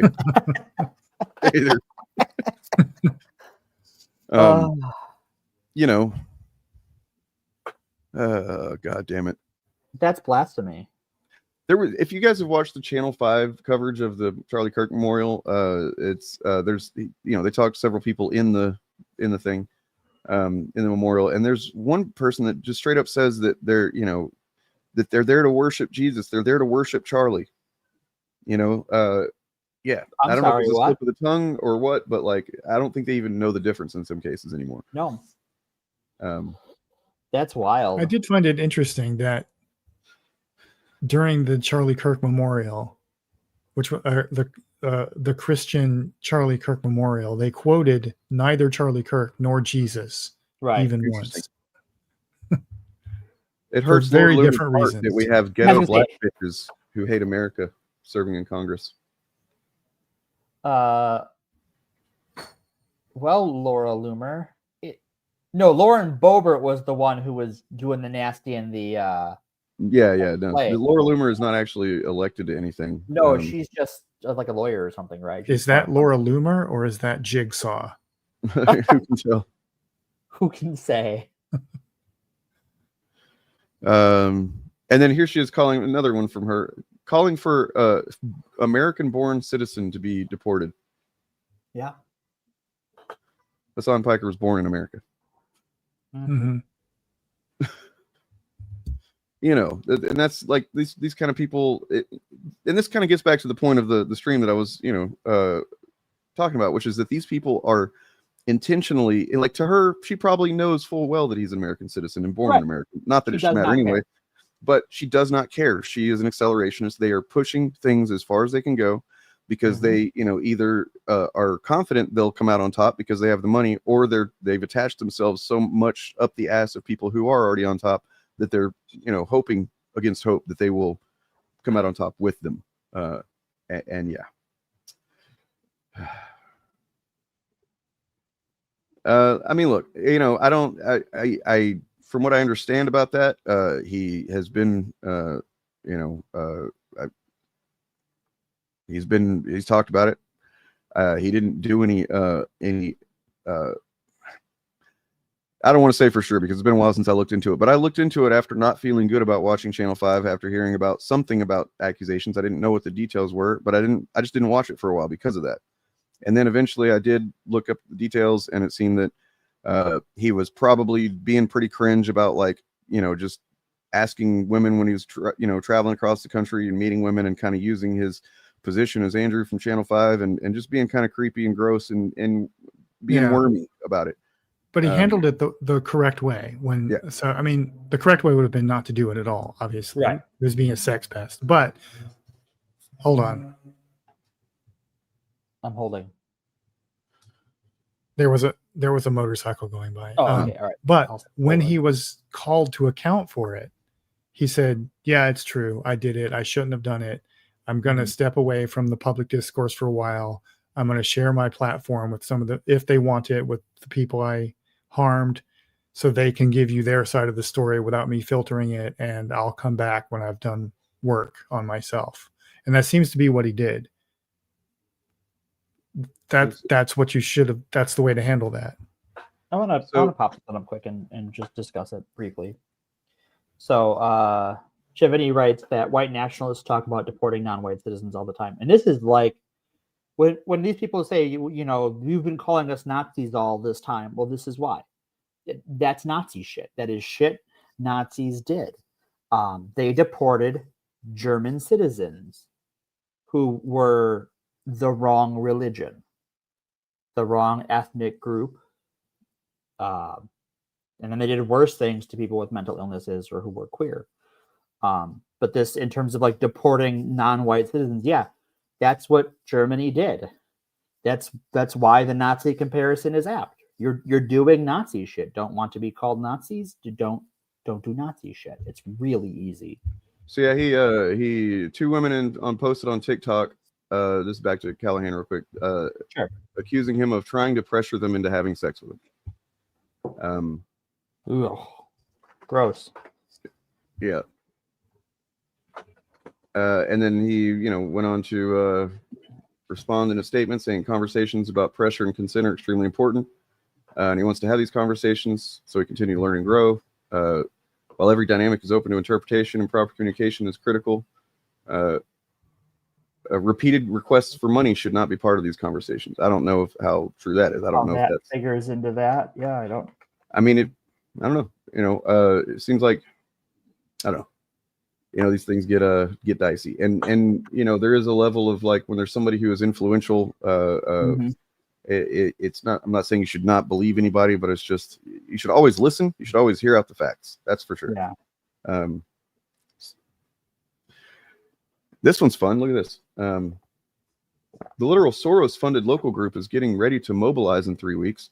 Their target is grooming grade school and high school kids into their ideologies and tearing apart families if their parents don't share liberal views. You've seen it with your own eyes. You know kids who have disowned their parents for sick views of Trump and conservatism. Anyone organizing, so yeah. And then there's Christian values. The coded language here is amazing. So shitty parents are shitty independent of ideology. Yep. And kids know when their parents are shitty and will often, distance themselves from their parents because that's what a human does when another human is shitty. And it's trying to find an outside source for your own bad behavior as a parent. And that is magnified and intensified by conservative Christian parenting advice, which is usually just beat your child. Yeah. I don't know if it would be, these things would rise to the actual diagnosis of narcissistic personality disorder, but it has become clear to me that there's a lot more people that have very narcissistic traits, and that's become clear about my own family. I'm talking about gaslighting, victim blaming, the whole fucking thing. Like I said, I don't know if it's literally diagnosed worthy, but there is a series of behavior patterns that someone who is doing wrong and doesn't want to internalize that fact will engage in to fight reality. And they happen to be a political party at the moment. And that's the thing is, and it's not just it's because, like I said this I think on Shillcast last week or whatever, but like this collection of antisocial, asocial, toxic, for lack of a better word, characteristics, they gravitate to MAGA because that's they're the ones telling them it's actually good and that's a good value to be this way. You know what I mean? If people that don't like you, they're the ones that are in the wrong. Right. And it's like you've got a generation of people and that are learning about healing trauma and learning about trauma in general, period. Generational trauma and stuff like that. And some people a lot of people are taking effort to address that, heal from it, to try to grow and spread those, that healing knowledge to other people. And then there are the people that kind of inflicted a lot of that trauma that are unwilling to, like you just said, internalize that or, see that they don't want to see themselves as bad people or the villains or whatever, when that isn't always even the case. You know what I mean? Like it's possible to traumatize your kids without being a bad person, right? Like it's right. Yeah. These things happen, but like there's people that dig their heels in and just become Trump supporters. Basically. Well, it's a lot of people who were socially being told that the responses they had been using were unhelpful or wrong, or however you want to put it. Very quickly did a 180 as soon as it was you had a president of the United States who very publicly talked about abusing people. Yep. And that was written off as, just locker room talk, boys will be boys, that kind of shit. And a big reason for that is because, speaking of grooming, is because millions and millions of white Christian people in America grew up over multiple generations in church cultures that operated exactly like that. They were groomed for authoritarianism because they lived in authoritarian religious communities. Yep. And that's like millions of Americans, about 1/3, it appears, based on voting records. About 100 million Americans. Yeah. So it's worth reminding folks, it is not possible to groom a child into being gay or trans. They just are. Homophobia and transphobia, however, are lifestyle choices. And, we should examine those. It took me a second to figure out what you're talking. I'm like, I'm not wearing a necklace, but now I can see the swirly in the background. Okay. Looks like I have a necklace on. That's pretty good. That's pretty good. Almost as if you were awarded 1 point. I just scrolled one time after discussing that, and here's this type of thing. And once again, these are anecdotes. I'm not sitting here trying to portray everybody with sharing the same view, but I mean, these are just simple examples. But if you are having babies because you want them, aren't you being selfish? Second person. You make kids not because you want them, but to self-sacrifice. Not because you want them. You don't understand this wisdom because of, I can't even make heads or tails of what the point of this is, but it does read as kind of a abusive kind of mentality. Well, it looks the dates next to it are in some kind of Cyrillic alphabet. So I'm presuming it's translated into English, which is why Catholicism is spelled with a Z there. Yeah. Because Catholicism isn't Western culture, according to shit, which it literally is, though. Like it's Western Christianity and Eastern, and then there's Eastern Orthodox Christianity, right? Like, and I'm someone who will be like, well, Western civilization is a myth to begin with. Like, it's just yes. What it is so vaguely defined and temporary. It's not a helpful term in general, but like if you're going to have one, it has to include Catholicism. But if you're just going to go strictly by geography, right? Catholicism, originally anyway, was Christianity of the West. Yeah. And Orthodoxy was Christianity of the East after they officially split. That's just geography. Right. So that's a silly comment. I don't. But also if you want to have kids and punch the fuck in and clock the fuck in and take care of your kids, because it's a lot of work. You don't know how hard it is to take care of kids. And it can be rewarding too, but it's also very hard. If you don't want kids, also very cool. When someone comes after you for not wanting to have kids, tell them to die in a fire. I don't know what else to tell you. Because people who want to tell you how to handle what you bring into the world should know better. Yeah, that was some natalist shit is what that was. Like, you don't have kids because you want them. You want kids. You have kids because you're obligated to have them. Right. Basically, you're not obligated. It's your duty to have children is what that was saying. And you'll hear that sentiment a lot in conservative circles too. That's See, it's my duty to end my cursed bloodline. I had a video that I wanted to look at. It's a pretty short one, but it's a couple of videos actually. There's find this shit. A guy that made a video. He's a former, I guess, like kind of Christian pastor, I think, something like that. This is from Knitting Cult Lady's channel, but except it's not. It's just her showing somebody else's video, which is apparently a thing that's okay to do.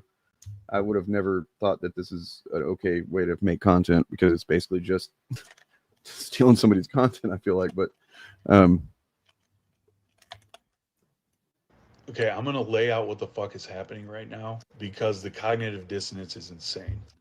Before I start this might be a little bit longer, so hit the 2x. But I grew up in the white evangelical church, finally fucking left, but was a worship leader, was a youth leader at one point, and I can tell you exactly why shit is going down the way it is. Two separate realities are happening right now. There's one reality where those of us with critical thinking, understanding of how systems work, racism, bigotry, all that shit, that's the reality that we're rooted in. That's what's actually happening. The other reality that has been created for white evangelical Christians is what they're stuck in. So as a Christian, you learn about the Old Testament, the New Testament. In the Old Testament, God was violent as fuck, but it gets normalized in a way to you because it was a justified violence that, you know, we're taking cities for God. These cities were evil, so kill every man, woman, and child. Like that shit's actually in the Old Testament. Then you fast forward to the New Testament, and you have this idea of Jesus, right? Living the perfect life. The Bible talks about there's no greater sacrifice than laying your life down for your fellow man. Put a pin in that. All throughout the Bible and reinforced in Scripture, they talk about how imperfect people are used to spread the gospel of Christ. So that's why people like Trump, like Charlie Kirk, their words and actions don't fucking matter to white evangelical Christians as long as it's presented as the bigger picture under the umbrella of white evangelical Christianity, white supremacy, white nationalism. And so simultaneously, the Bible also victimizes Christians. You will be hated for standing up for Christ, right? Talk about that in the New Testament. And you can see this all throughout history, the way the Bible has been used to justify some of the most heinous shit in this country, specifically in America, because it's always within the white people's perception of the greater good. Really is just colonial violence towards fucking everybody.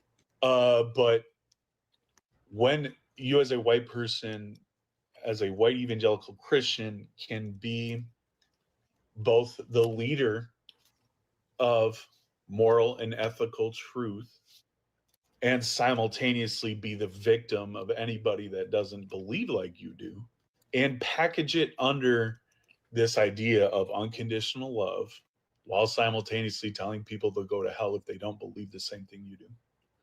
You create a narcissistic cycle, right? So then I can, as a white evangelical Christian, get away with any bullshit as long as I ask for forgiveness. And the greatest sin, unforgivable sin, is denouncing Christ, right?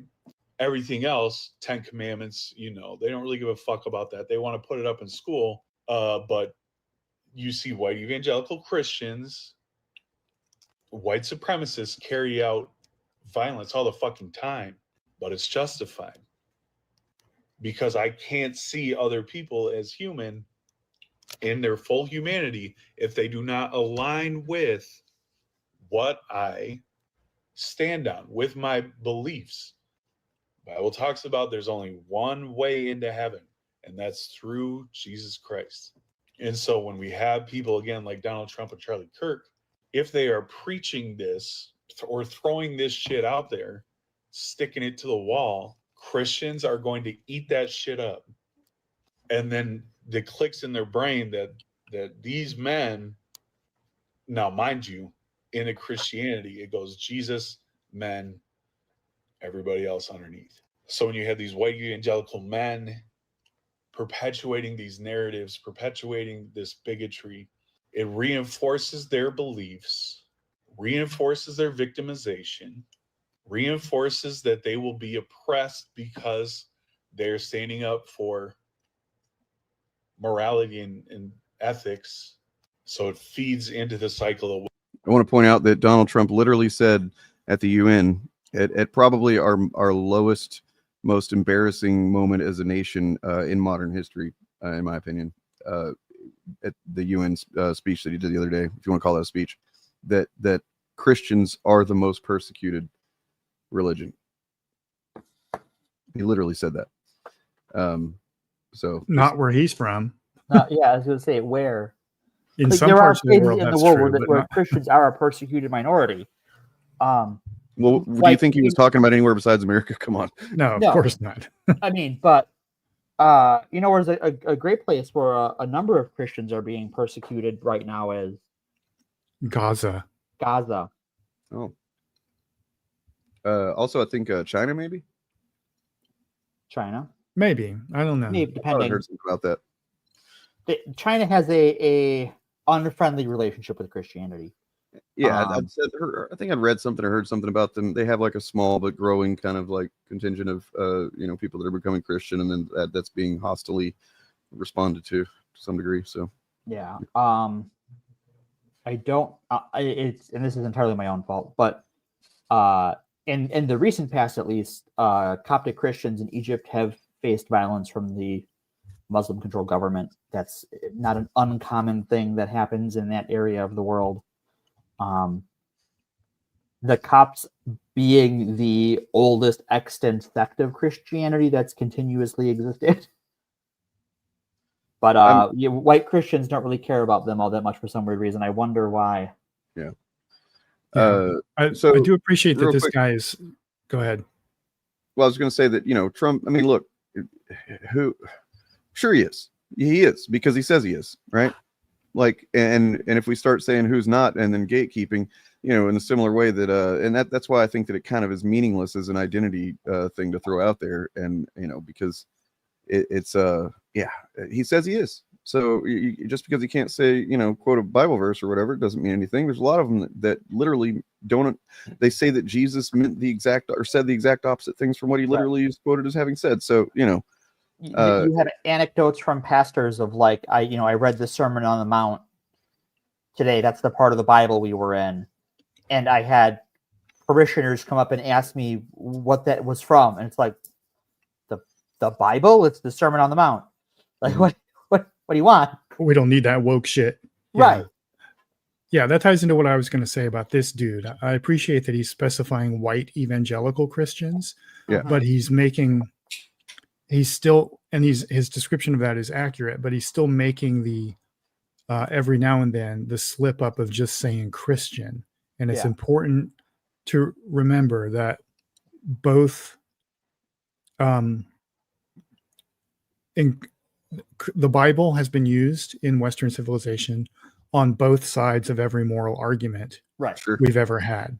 And both of those strains of Christianity are active at all times throughout Christian history.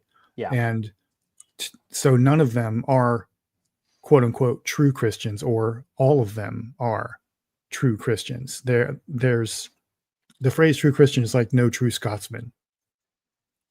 Right.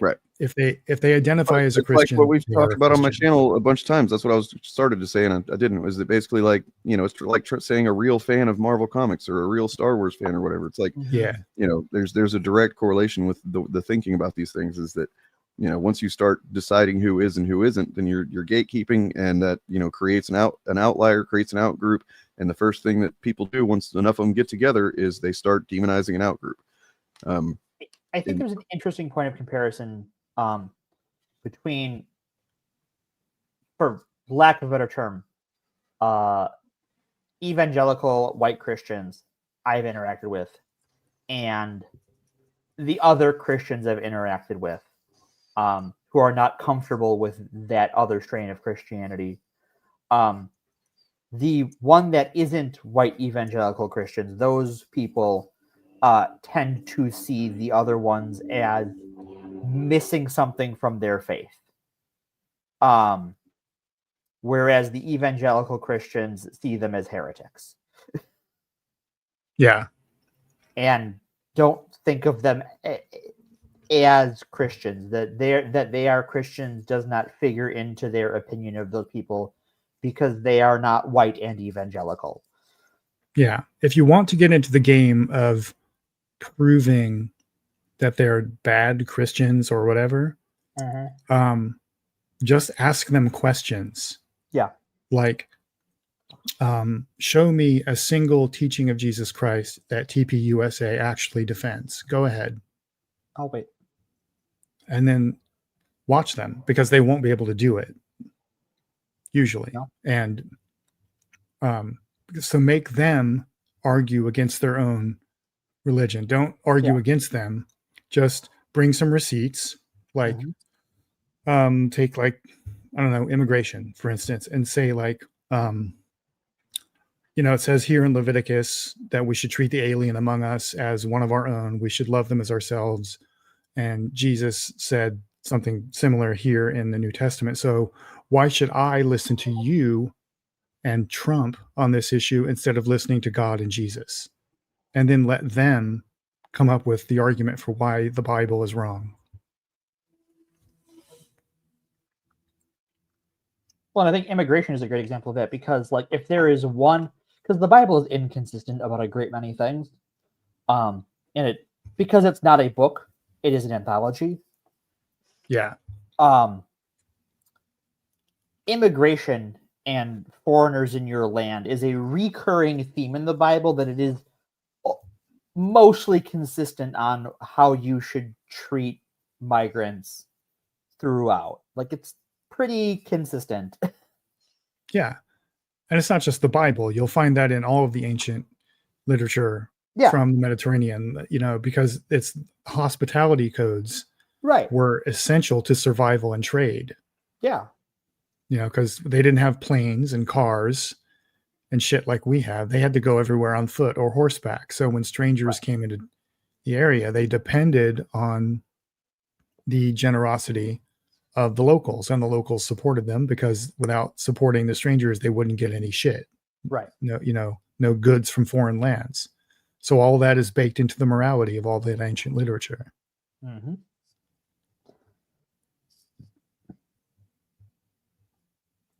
But that, I would say right now, that is opposition to that is the strongest driving force in evangelical Christianity, is the rampant xenophobia. Yeah, it's racism. Yeah. I mean, the thing that politically galvanized them back in the 60s was desegregation of their schools. That's true. And then they used abortion in the 70s to create a wedge issue. Because, a lot of people don't know. I've been reading a lot of this history the last few years. Like, most of the Southern Baptist Convention used to be pro-choice up until 1975, I think. And it was mostly it was the Catholics who were anti-abortion in terms of laws they wanted to pass banning abortion.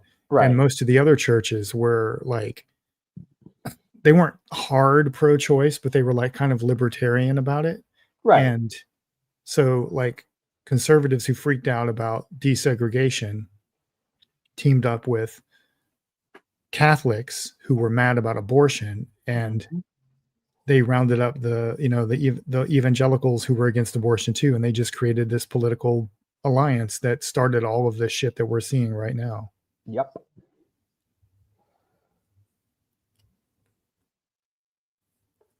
Combine that with a lot of sketchy investments into churches that has made them very, very pro-business in a way that I apologize for my quietness. I was eating a piece of pizza, and then I got caught up watching an animation, and I was trying to decide.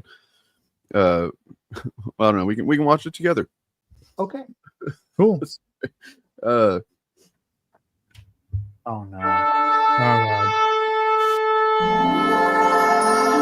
Welcome to heaven, Mr. Kirk. Heaven? Yes, Mr. Kirk. You have passed. What? What happened? I mean, how did it happen? You were shot, Mr. Kirk, by a 22-year-old. What? All right, accountability. Who was responsible for my protection? Who allowed a 22-year-old to interrupt my work? Was it ethical? Did anyone consider the ripple effect of unfinished debates? Was my guardian angel asleep? Or was this a cosmic oversight? We try to guide outcomes. Try? Who decides success? How is guidance quantified? If heaven allows preventable chaos, does that not imply negligence? Explain this. I spent years dismantling bad arguments. Liberals, professors, radical activists, you name it. I survived all that. But heaven lets me get dropped mid-sentence. That's not closure. That's censorship. Mr. Kirk, your time. Time? Define time. Linear? Eternal? Relative? Because if time is eternal, then logically, my mission never ends. Bro, he's debating the concept of time itself. Exactly. And you can prove me wrong. Sir, you're in heaven now. None of that matters anymore. Of cause it matters. People are celebrating my demise right now. Ignorance is trending. Does ignorance just win? Now I want to stop it because I know it's AI. Now it's AI. Yep. The of cause. Yep. Of cause it matters. For a minute, I And was the like, joke "That's is going pretty on, impressive, going on but too long. Yep. Anyway, Yeah, the joke went on too long. It's a good joke. It's a good bit, but it went on too long. and it was it's a still another minute and a half left on it. So Nah, we're good. no. Yeah. So anyway, sorry, what I missed a little bit because I was grabbing a piece of pizza, so I don't know where we were. But Evangelical. Oh, we were just talking about, crazy right-wing religious people. Oh, Right. So the thing to watch now that we feel like there's been a vibe shift, I think, is that the alliance of these different Christian groups is going to probably start falling apart at some point, because some of them are Catholic, some of them are Mormon, some of them are evangelicals. And traditionally, these are three groups of people who don't get along, especially evangelicals, particularly hate Mormons and Catholics, but they put all that shit aside to get, Roe v. Wade and shit overturned. Yep. And now that the dog has caught the car, we're probably going to start seeing, we've already started seeing some anti-Catholic sentiment turning up. Yeah. To that point, and I wonder, before you get to that, I wonder if that's part of the reason why all of those people, all those public figures on the right who were very much whatever group the shooter belongs to, we're gonna fucking murderize and pogrom. They all got very cool when they found out it was a white kid from a conservative family in Utah. Yeah. They all got very icy. I think someone in chat earlier today, this evening, pointed out that there would have been no forgiveness from Erica Kirk for the shooter if he had been black or trans or something like that. Yeah. Most likely. Well, no, I mean, the exact same way that Nancy Mace was like, immediately before any information at all was known, was like blaming it on Transtifa or whatever. And we're dropping the tranny slur a whole bunch. Yeah, and then as soon as it was, Charlie Kirk would, take pity on this man, or whatever the fuck she said. But exactly to your point a minute ago, Bob, this video. If you see this, you were meant to. So stop scrolling and hear me out. We are living in the last days, and there is deception running rampant. And I cannot keep my mouth shut about it anymore. Hold tight, y'all, because her video is not going to go the way that you think. And also, thank you to Ginger for sending this to me because I had not seen this. I actually really want you to keep watching because I think this video is quite important. I'm going to show you a little bit more of it, and then I want to talk about it, especially about the comments that were left in response to what she has to say. Always been a Trump follower. I have, loud and proud, was in the MAGA movement since it came down the escalator. I've been to numerous rallies.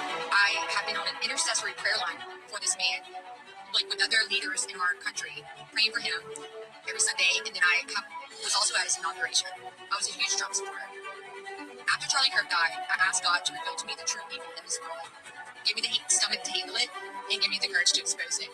I cannot sit back and keep quiet about what the Lord has revealed to me, especially when it comes to this administration.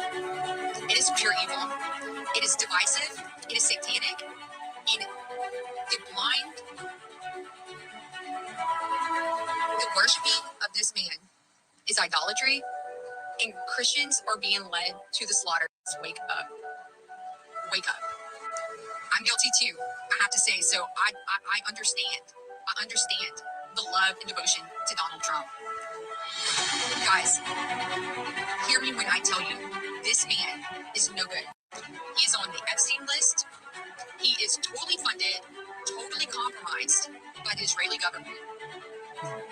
In the just the rhetoric of this cabinet and the way they are lying to us about the shooter of Charlie Kirk is just absolutely sick. She goes on to exhort Christian Trumpers to come out from under this. and tells. What did we say that triggered this response? Yeah, I'm curious, Troy. What did we say? Not sure. Yeah, I'm. Oh, you're talking about Erica Kirk. I mean, we didn't say we know for sure. We just are speculating that that's probably. I mean, we don't pretend to know what would have happened in an alternate timeline where things had happened differently. We're just speculating on if things had been that way, and I don't think we're. So we're basing that on patterns of behavior of these and patterns of rhetoric from this community. It's not reading people's minds. It's looking at the available evidence and making an informed speculation. We're using psychohistory. We have the. We're using psychohistory. We are Harry Seldon. Yeah, I've we got are the Harry foundation. Seldon's hologram over here helping me out, so it's all fine. Everybody's biased, man. It's a misunderstanding of the word bias, which is very common, oddly or ironically, amongst people on the right. But even not just people on the right. A lot of people don't seem to understand that bias is something you have, and there's nothing you can do to completely remove your bias in many contexts. We are finite, limited beings that live in a linear timeline. We are necessarily biased. This is the inherent problem with content, like I've said before about like EFAP and stuff. It's you just can't. There's no way to analyze anything without some bias. If you want to kind of get paradoxical about it, saying that you don't have any bias on something is technically a bias because it is a bias to say that bias is not a good thing, right? I mean, it's these, so that was what we were talking about. That you responded to. So I don't think I'm having to know what's in their mind. I'm using their words.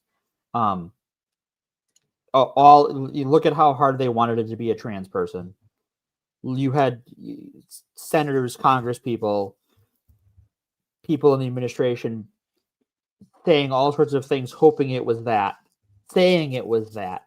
And then when it wasn't, it was all about forgiving the shooter. I'm not reading their mind. I'm looking at what they said and coming to a conclusion that they. Yeah. And we very well could be wrong. It could be not be, because honestly, I was surprised that she forgave the shooter in the first place. Right. But I mean, look at Nancy Mace. Like you pointed out, like the day it happened, before they knew anything, she was having a press conference. The Democrats own this. The trans people are demons, et cetera, et cetera. And then the ethnic identity of the shooter was revealed, and Nancy Mace immediately tweeted out, Charlie Kirk would have wanted us to pray for this young man, so that's what I'm going to do.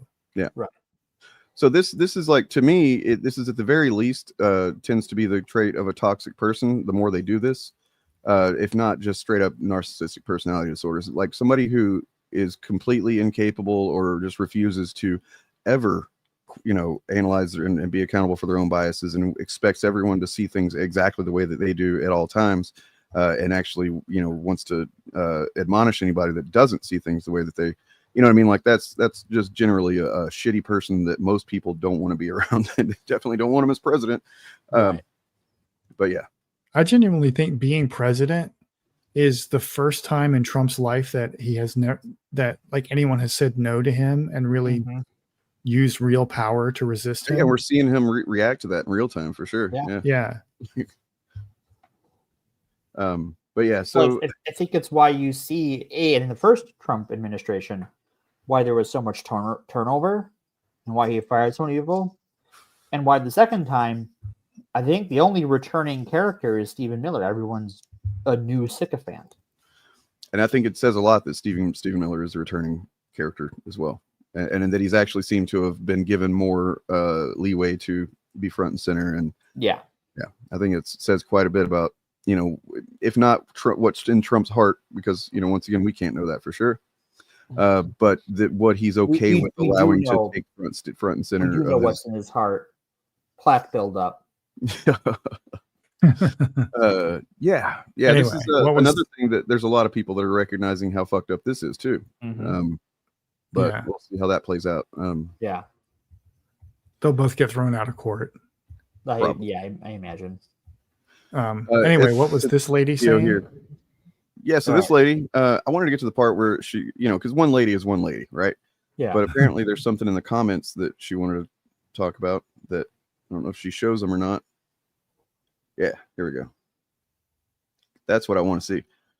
Welcome to the awakening. This isn't right versus left. This isn't white versus brown. This is an evil trying to take over the country. We, the people, have more similarities than we have differences.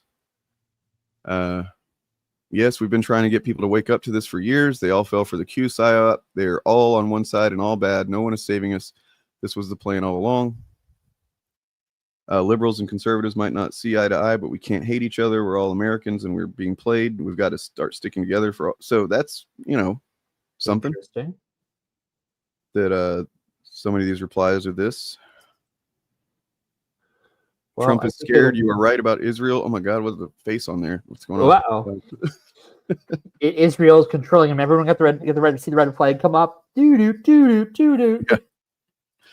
There's almost a TikTok filter apparently that so the content creator Park Rose Permaculture, whose video we're watching, uses that filter on TikTok, and so it enables the person to reduce their face so it's not taking up the whole screen, so they can show you what they're talking about. Sure. But it is really creepy. Yeah.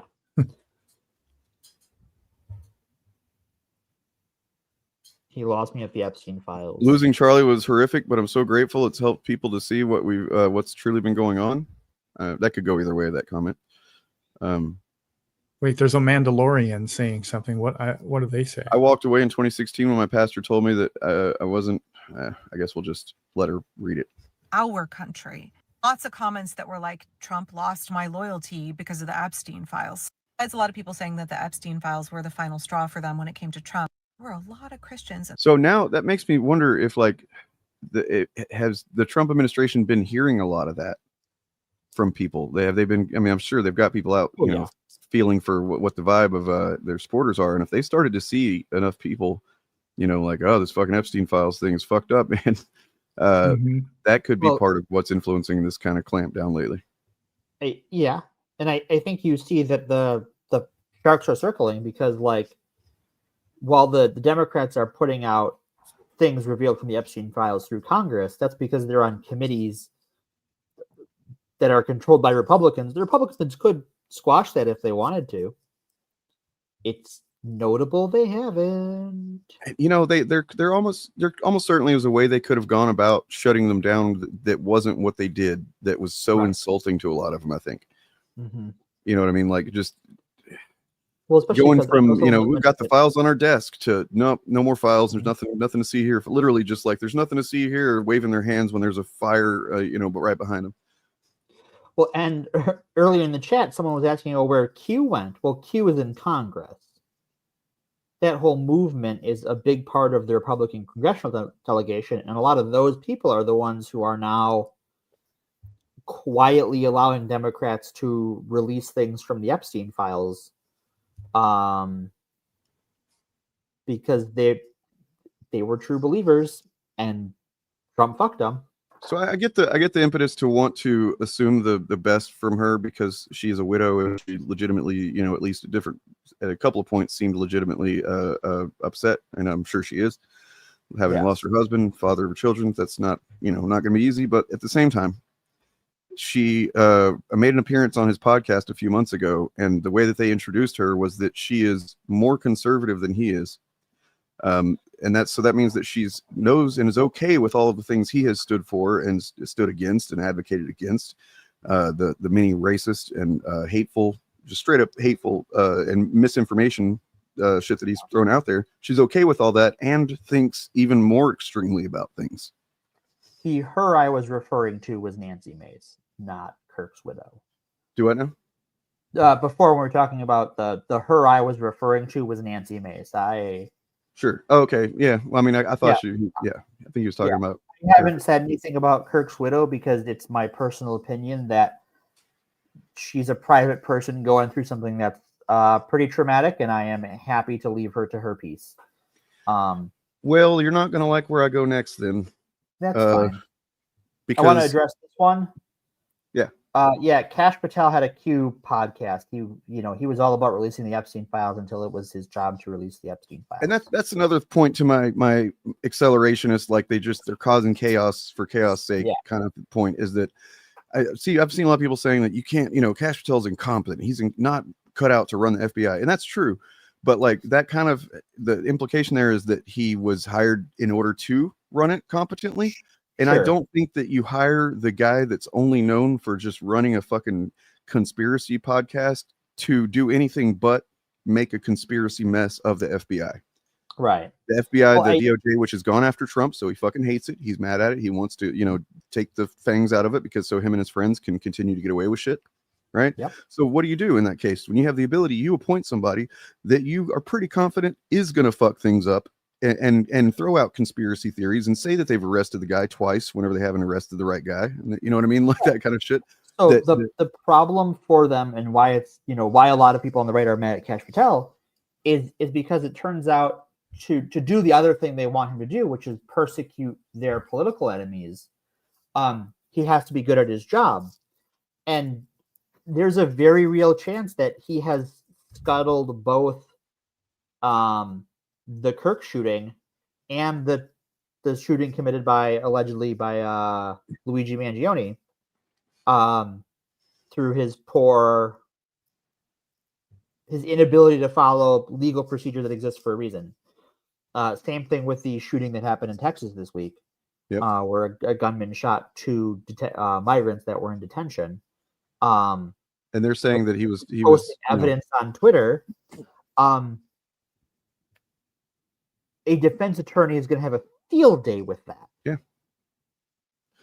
Never mind the fact that they were literally saying that this was an attack. They were, targeting ICE employees and ICE agents and stuff before there was anything known, except for, there was the one shell that it really does kind of just read like Kash Patel going, okay, people writing stuff on bullets. It just seems like a psyop. And I hate being that conspiratorial, but I mean, you kind of have to with this FBI. I think it makes more sense to wonder what the, conspiracy angle is with this kind of thing. But the thing I hate most about this, it's not the thing I hate most, honestly, but one thing I hate about my response to the Trump administration is that now I am entertaining conspiracy theories about assassinations. Right. Because he put the most incompetent people possible in charge of the federal agencies that investigate assassinations. Mm-hmm.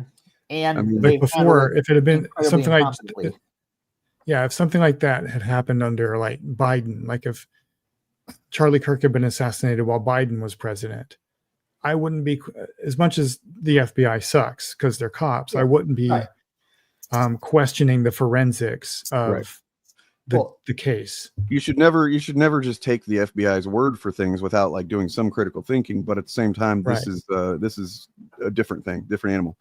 But also to remember is that the FBI, the head of the FBI under Biden, because they're normally appointed for 10-year terms, was appointed by Donald Trump. Yeah. And he was thrown out halfway through his term because Donald Trump didn't like that. Eventually, he kind of sort of allowed investigations into Trump to happen, despite trying to keep his foot on the brake as best he could for several years. So yeah, like I said, you might not love where I'm going next, but I think it is relevant.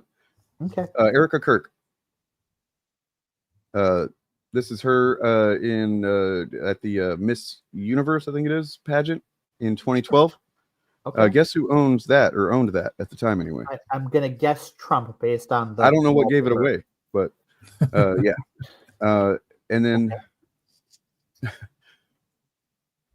so there was, I don't know if you guys saw, but he tried to kiss her on the lips on stage. That does not surprise me. That sounds like perfectly Donald Trump behavior to me. And they seemed very, very close. And I'm not trying to imply that there's some kind of sexual thing. That's not what I'm saying. No. But I mean, they seem very close. Sure. So there's a link of her going back to Trump. So let's see. Okay. The widow was at his memorial service in Arizona over the weekend. As the likes of Trump, blah blah blah. 36-year-old stood alongside U.S. president as he paid tribute.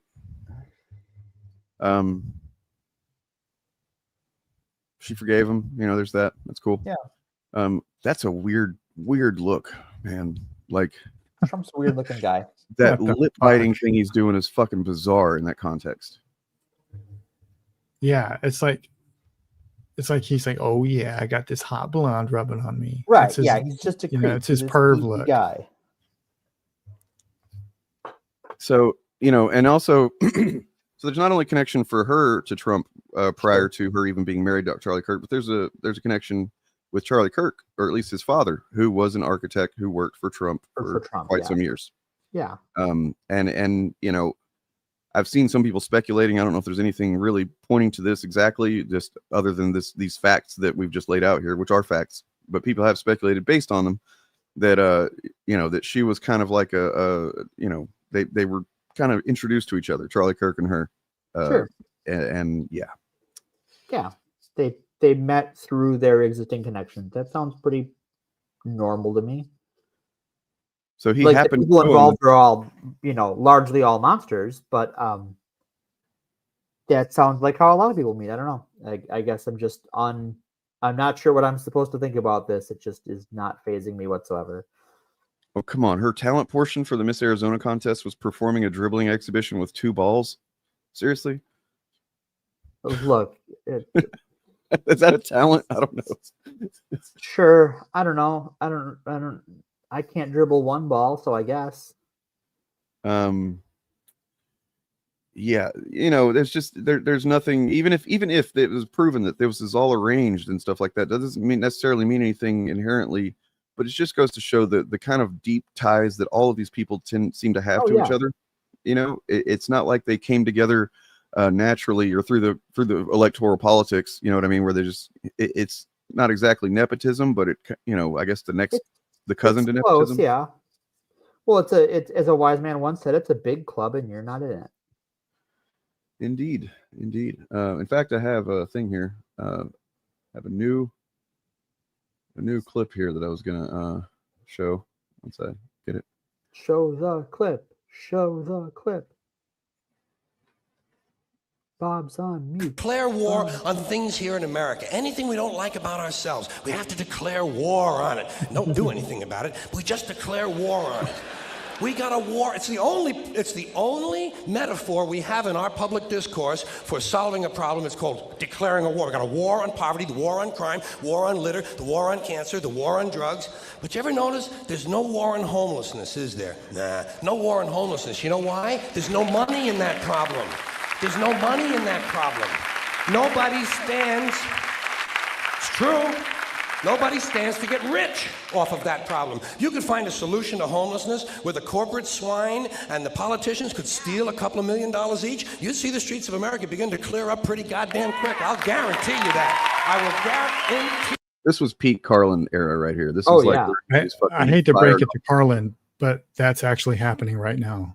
Yeah. Kind of.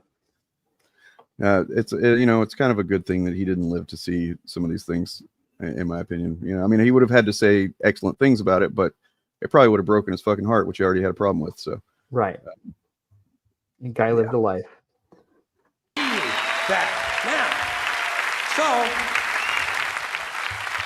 At the same time, you know, we don't even hear them say this kind of stuff anymore. Oh, when they address homelessness, it's that they should be put into camps or euthanized. I mean, I'm just saying that they hardly ever frame anything as a war on it anymore. There's definitely an era where that was going on, but like they because they realized that everybody recognized that the war on drugs was over and they lost, and that the war on terror was a scam, and you know, right? I think 20 years in Iraq and Afghanistan really broke us of the war on X model. Well, not to worry. We have a whole Department of War now. Oh, right. And we're going to go redo the war in Afghanistan now. Yeah, and they've recalled, I think, over 1,000 generals and admirals from across the world for an emergency meeting on Tuesday. We can only hope that these admirals and generals are because we can assume whatever it is they're wanting to do is stupid and not good, right? Yeah. Kegseth there. And then we can just hope that these admirals and generals are like trying to, no, we're not, this is not a good idea. Let's not do that. You know what I mean? Are they going to Valkyrie Hegseth? Fuck, I hope so. Hey, I look, got an idea. maybe 3i Atlas really is an alien spaceship. Who knows? Maybe. Like, I'm guessing this has to do something with going back into Afghanistan or going after Venezuela. Yeah, well, I think it's Or- going to be.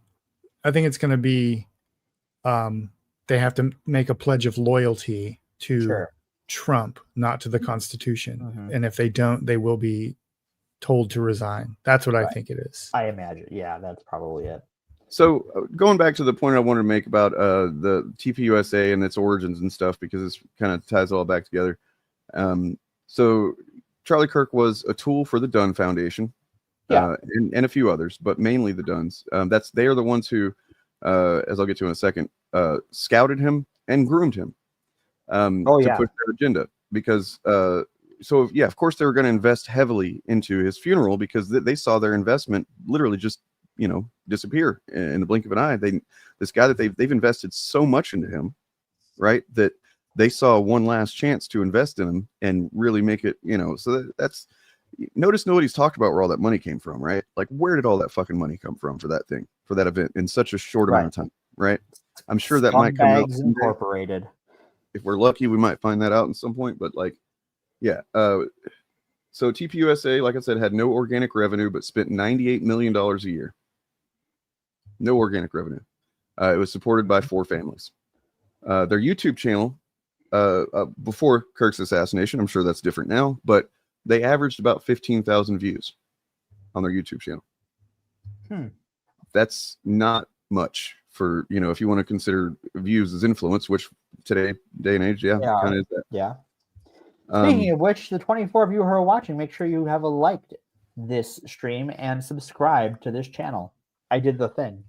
And there's also, I forgot to, announce it up top, but there is a link in the chat for, if you can donate to the stream, then, for super chats or whatever it is, then if we get a certain goal, then, which I don't think it's possible to achieve it now, so I need to do better about that next time. Then, I was going to do something like cover whatever chud on another stream that you guys decided for me to cover, something like that. Let me know what kind of incentive, because that's something Eric DeBunks does, and he's way better at this shit than I am. So I need to just watch him and like really take notes. But anyway, so did you notice that there was on the Shillcast we watched a Kyle Kalinske video about the MAGA bot farm that's been happening, bot farming, and you can go on Twitter, especially is where it's going on. But like, there's been a lot of content being cranked out. Yep. That. And just trying to glaze this dude and fucking rewrite his history and not actually say the things he said and believed. So there's money behind that. There's definitely money has to go into incentivizing and or getting those bot farms going, right? And then anyway. So Rebecca Dunn, together with her late husband Bill Dunn, were early donors to TPUSA. And they said, Charlie felt like a son to me. Bill Dunn was a trader, while Rebecca has largely been involved with conservative think tanks and philanthropy projects. Rebecca Dunn said she first decided to donate to Kirk after he, as a 20-year-old, passed a challenge that they set by raising $25,000 in 2 days.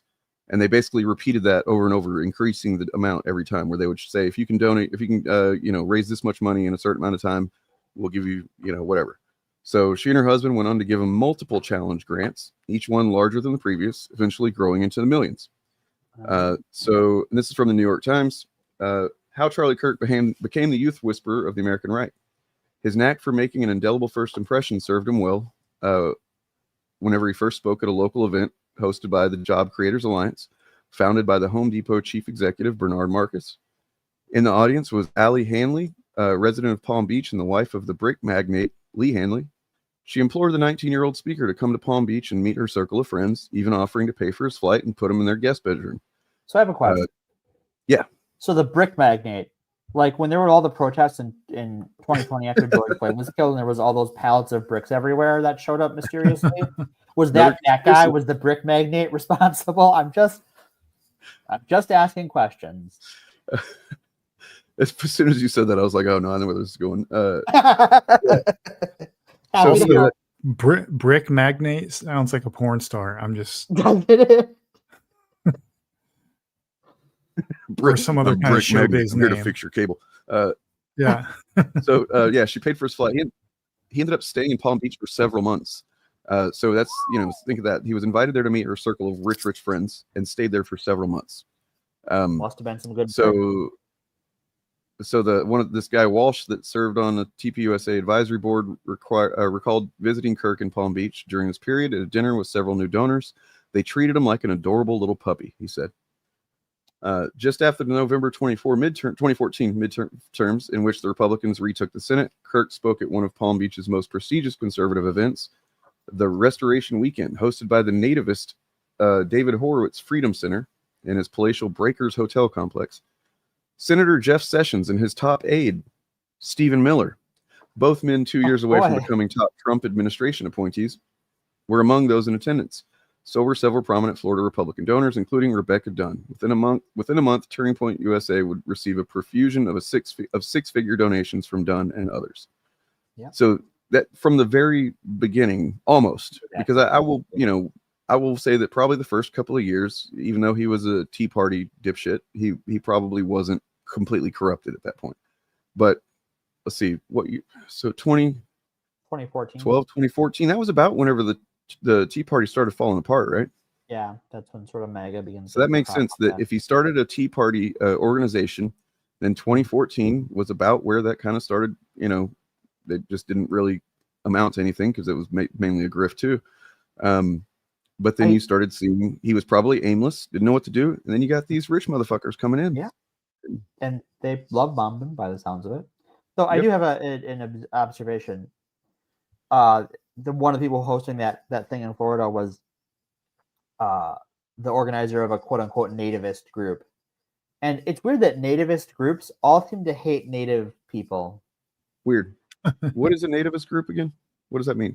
It's a nativist is a racist, basically. It's people who don't understand that how it mean. Yeah, they're just racist. Yeah, it's a nationalist or like a xenophobe. Yeah, those are all kind of synonyms. It's trying to shine the shit, right? Yeah. Oh shit! Got a $7.99 from Big Feely. Thanks, man. Appreciate that. And then it's when you look at the things that Charlie Kirk said, because I do hold to the opinion that I don't think he was a stupid man, right? When you see him make some of the arguments that he would make, it's pretty clear that he had a firm grasp of the issue of which he was arguing, and yet seems pretty clear to me was choosing to take the specific misinformation route. Like he's taking what's often very clear data and ignoring context about that data, misrepresenting that data, and kind of how Tim Pool does, right? Except I would say Charlie Kirk was much better at it generally. Yeah, for sure. Off the cuff, So yeah, all of the people in that sphere, the one I'm just like, how does anyone take this guy seriously is Tim Pool. I'm just like, the other ones I can see how someone gets there. Even I'm like, nah, this one's full of shit. But like Tim Pool, just like obviously not just full of shit, but also. Okay, but look, have you seen this though?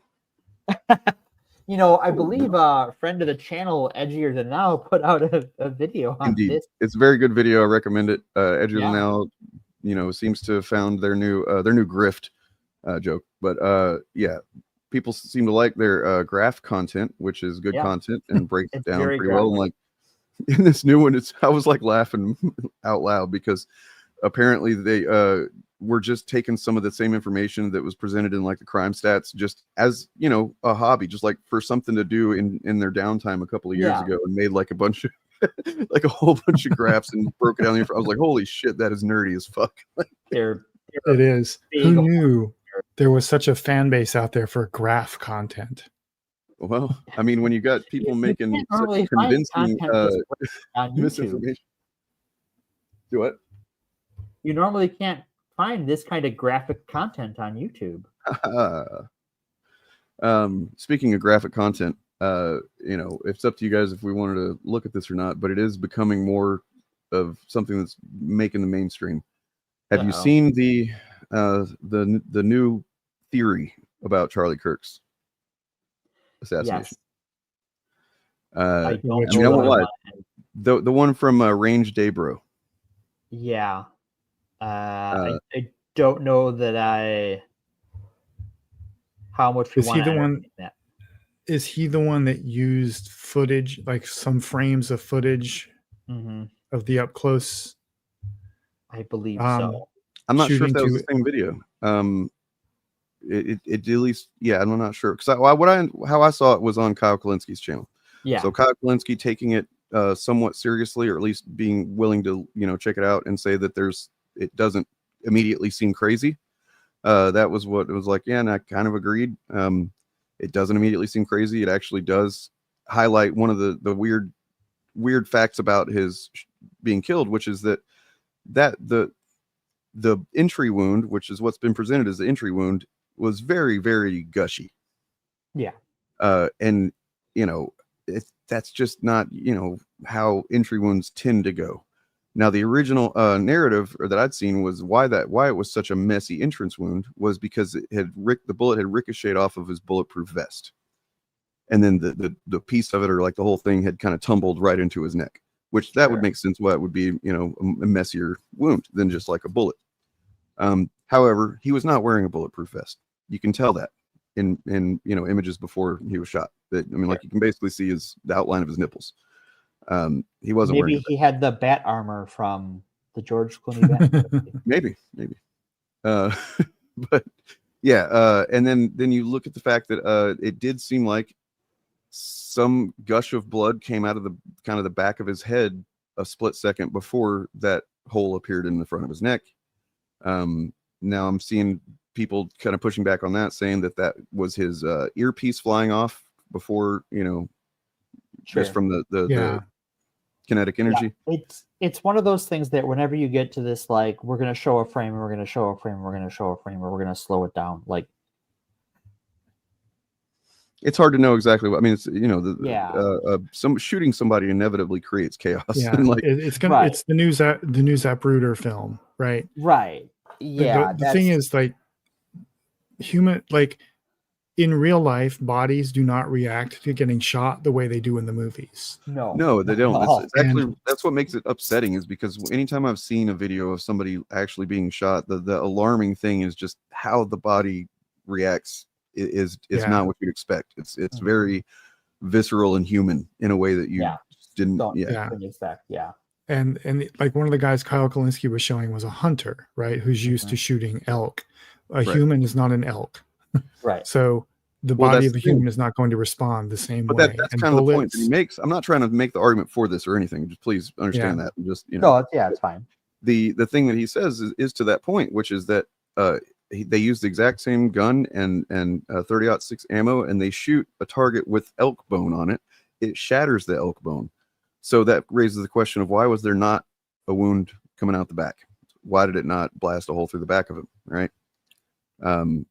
Essentially, the theory goes that if that was the ammunition that was used, that basically even from 400 yards away, you can shatter elk bone, which is much denser than human bone, right? Like it just has to be, because elk are way heavier than humans. So, and these are, I don't know if I want to say valid questions, but they're interesting questions. And then you factor in what we've already been talking about with the FBI, and it's like, oh man. That's one of the reasons I'm so hesitant to like run down this rabbit trail, is like, because we are in a state of permanent fog of war with this, where the official source has proven unreliable. There is an urge to look for alternative experts. I don't think it's wrong, but I also think that they also don't have a totality of evidence that I'm comfortable with either, even if I believe they're well-meaning, and I imagine most of them are. Well, there's definitely discrepancies rather with some of the official FBI stuff, like the fact that the gun was supposed to have been taken apart and then was found assembled. Things like that don't add up, and it doesn't make any sense. But I mean, transformer. So the only thing that we could really, what I ended up coming to, is that the facts that we can, the facts that we know for sure are the only ones that really matter to us anyway, right? Which is that he's dead. He's dead. and that has created a cultural kind of flashpoint that we still are in the middle of, and there's where, you know, even though we may see signs of people becoming aware or whatever, they may have overplayed their hand with it, you know, who knows, but like we still don't know how that's going to play out. And also the fact that because there's so many questions, there's such a political, you know, division going on, and that Charlie Kirk was right in the center of it.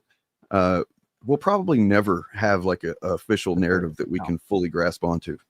You know what I mean? Like, it just probably won't ever happen, because if the investigation was done poorly, or if it was done intentionally to put misinformation out there, then, you know, it doesn't get easier to investigate stuff as time goes on, you know? Yeah. Like, I think based on how the FBI handled this, I think there's a, like, even if this kid did it, I think there's a very good chance he walks, just because so much of the evidence was presented in a way that taints it. Yep. And that's just going to be hard to get a conviction. Yeah. It's going to Good taint luck the jury finding pool. good luck finding a jury that isn't corrupted by information already, right? Like, it's just, Yeah. you'd have to go to the Amish community or something. Yeah. And then, well, see, in situations like this, that's where we have to cling to Occam's razor, right? Right. There's like every murder, if you look at it, or any criminal case or any fact in history, has inconsistencies and competing narratives, right, and incomplete evidence. And building to a conclusion is the result of the preponderance of evidence examined by people with the relevant expertise. There used to be we used to be pretty confident in DNA evidence, and now in recent years there's been you know, people that have been kind of peeling back some of the flaws and some of that thinking that you know So like that YouTuber you were mentioning, like the hunters who took, you know, and used a gun, and okay, whatever, but they're not forensic film people. Just because they look at, or any average person on the street looks at frames of film and sees something weird, that could just be I forget the term, but the difference thing between sorry, go ahead. Well, yeah, it's the trick of the brain that makes you see patterns that aren't there. I forget what pareidolia. I think it's called. Yeah. But a forensic expert looking at, who's trained in the forensics of like videos or whatever, might come to a different conclusion, and you should trust their conclusion over some random dude, because that person has the relevant expertise. Doesn't mean they're right 100% of the time, but they're more likely to be right than anyone else. People who get bent and like just like kind of go crazy based on conspiracy theories, they're not crazy because they ask questions. No. Yeah. That's not the reason that they go crazy and that people consider them crazy. They're crazy because they think that the existence of questions or the existence of doubt creates certainty in another direction. Mm-hmm. And I think that's what I'm trying to push against, is just like we are all, like, if you are skeptical of the story as presented by the FBI, you are completely correct to be skeptical, because they have proven to be untrustworthy at a minimum, and incompetent, or maliciously competent, depending on how you want to look at the goals of the regime. But the odds of, because then it's like, okay, well, if it, you know, wasn't a 30-06 that Kirk was shot with, well, then you have to explain where another shooter was, where security footage is, and just all these other things. Just to be clear about that same video that I was like giving some credence to the questions from anyway, there is literally a part of it that I think is like obviously stupid and doesn't make sense, like where the line that the guy draws from where he says the shot must have taken place to how it's like there was, if you look at the tent he was in, it just doesn't seem possible that someone could have made that shot. You're right, there's no angle there. Right. Like, yeah, like there's definitely some funny business with this whole thing. And I mean, there's that, but then there's also you're right that this is they kind of went a little too far by wanting to go for terrorism because they want to make such a example out of them, but at the same time, just Trump has been saying, and then Fox News has been repeating it and showing them saying that, you know, he did it. You know, you can't just go out and say that this guy did this guy shot him in the back or whatever, like as if it's the fact that you know for sure, right? before the guy is tried. That's literally, where that Right. once again goes against the Constitution. But I think what all of these alternative theories point to is that it is going to be remarkably hard to secure a conviction. Yeah, and if all these conspiracy theories are making right wingers splinter and and thus reduce the power of the Trump administration, I'm all for it. So yeah. So maybe in the end we will be thanking Charlie Kirk. Sorry. But I mean, Call a martyr, but not for you. We must honor him. Okay. Oh, no. We must honor him. We must honor him. we must honor him. We must honor him. Open His the name is Charlie Kirk. Petonomicon. Open the Petonomicon. All This right, is gentlemen. someone that loved the guy. Did this apparently? I guess so. You know what? At the same time, maybe that is like a accurate depiction of his soul. At least it's not AI. That's Right. true. Hey, look, that is fucking true. Real art. Most of these freaks love AI aesthetic for some reason. gross. This person actually did like the art themselves. Like I can't draw that well. I can't paint that well. I'm shit. What's It's weird the is buck-tooth smile that does it, really. it's Yeah, it's also not just great. the crazed eyes too. That like Yeah. it's He like had somebody crazy just, eye. He it's like somebody just said to Charlie Kirk, "Hey Charlie, did you hear about that? There like a bunch of black people just got killed over there." And he's like, "Huh? Yeah, really?" Did you hear about those leftists, those radical leftist liberals? They got some bad shit happened to them. What? Okay, cool.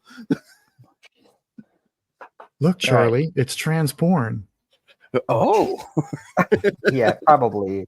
Well, speaking of trans porn, a guy, a businessman, announced he was running for governor in Wisconsin, and it very quickly came out. The Milwaukee Journal Sentinel was reporting that he was a big fan of trans porn and had corresponded with a non-binary sex worker. based. And he is no longer running for governor as a Republican anymore. If he just would have been, well, he probably, I will be honest, if he had, been found out and he was a Democrat, that might not have gone well for him either. But still, at least he would have been not pretending to be something he wasn't. Yeah. Oh, also, what was that thing that I saw got shared? Because, oh man, don't spoil it. Not spoiling. Was that in our server or in the community server that somebody shared that one image of that guy that got? Speaking of getting got, we should cover before we get out of here. We got to laugh at Tyrone Magnus as well. Oh no! Oh, I saw that today. That was awesome. I think this is I don't know what other guy that got that you're the referring initiative to. server. I think is maybe where that was. Let me see. Yeah, here we go. I really hope that I have the drop ready here. Let's see. Yeah. We got one!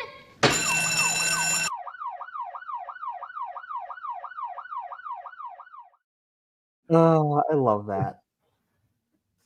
Would you look at that? Famous MAGA influencer and frequent Fox News guest Ricky Wynn has been arrested and charged with that sex trafficking, producing CSAM with at least 2 minors. Wow. Shocking. I mean, what is there to say other than, oh, it's Tuesday? Yeah. I Yeah, am surprised at this. This is such a shock to me. Mega guys collecting CSAM. Must be Every, a name that ends in Y. I mean, not every fucking time, but every time that it's the most hypocritical for sure. Yeah. And what it's not every time, anytime, is some trans or drag queen or anything like that. Yeah, we need to get Chris Hansen, like give him like a national department and put him in charge of it. The Department of We Got Him. Yeah. Just By the have way- him go around to every MAGA meeting and be like, why don't you have a seat? Movies with Mark has a 2-hour epic about Shadiversity and the Swords of Anti-Intellectualism. It is awesome. It's I recommend great. Yeah. That is a title. Oh my God. My favorite bit in that video is the way all the goofy names he comes up with for Shad that start with the SH. It's really funny. Oh boy, I might have to watch that one.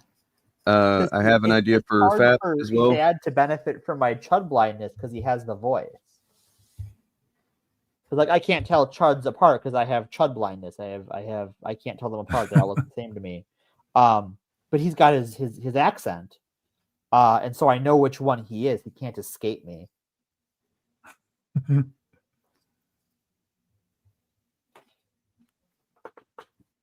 What were you saying, Dane? Well, first, because I got another drop, I had to get ready before I introduce this last thing here. But next to last will be Tyrone Magnus, who apparently is 50 years old, which is like, whoa, I was not, expecting that. But Tyrone Magnus, you should be maybe aware of who he is. He's one of the lowest effort chuds, Quisling chuds that there are. From what I've seen, he mainly gets most of his views from just watching Critical Drinker videos and laughing hysterically as if he's actually saying something funny, which is bizarre. Well, to be fair, I often laugh at Critical Drinker videos as well. Different reasons. But, yes. Yeah. I think he's laughing with them. You're laughing at them. Yeah.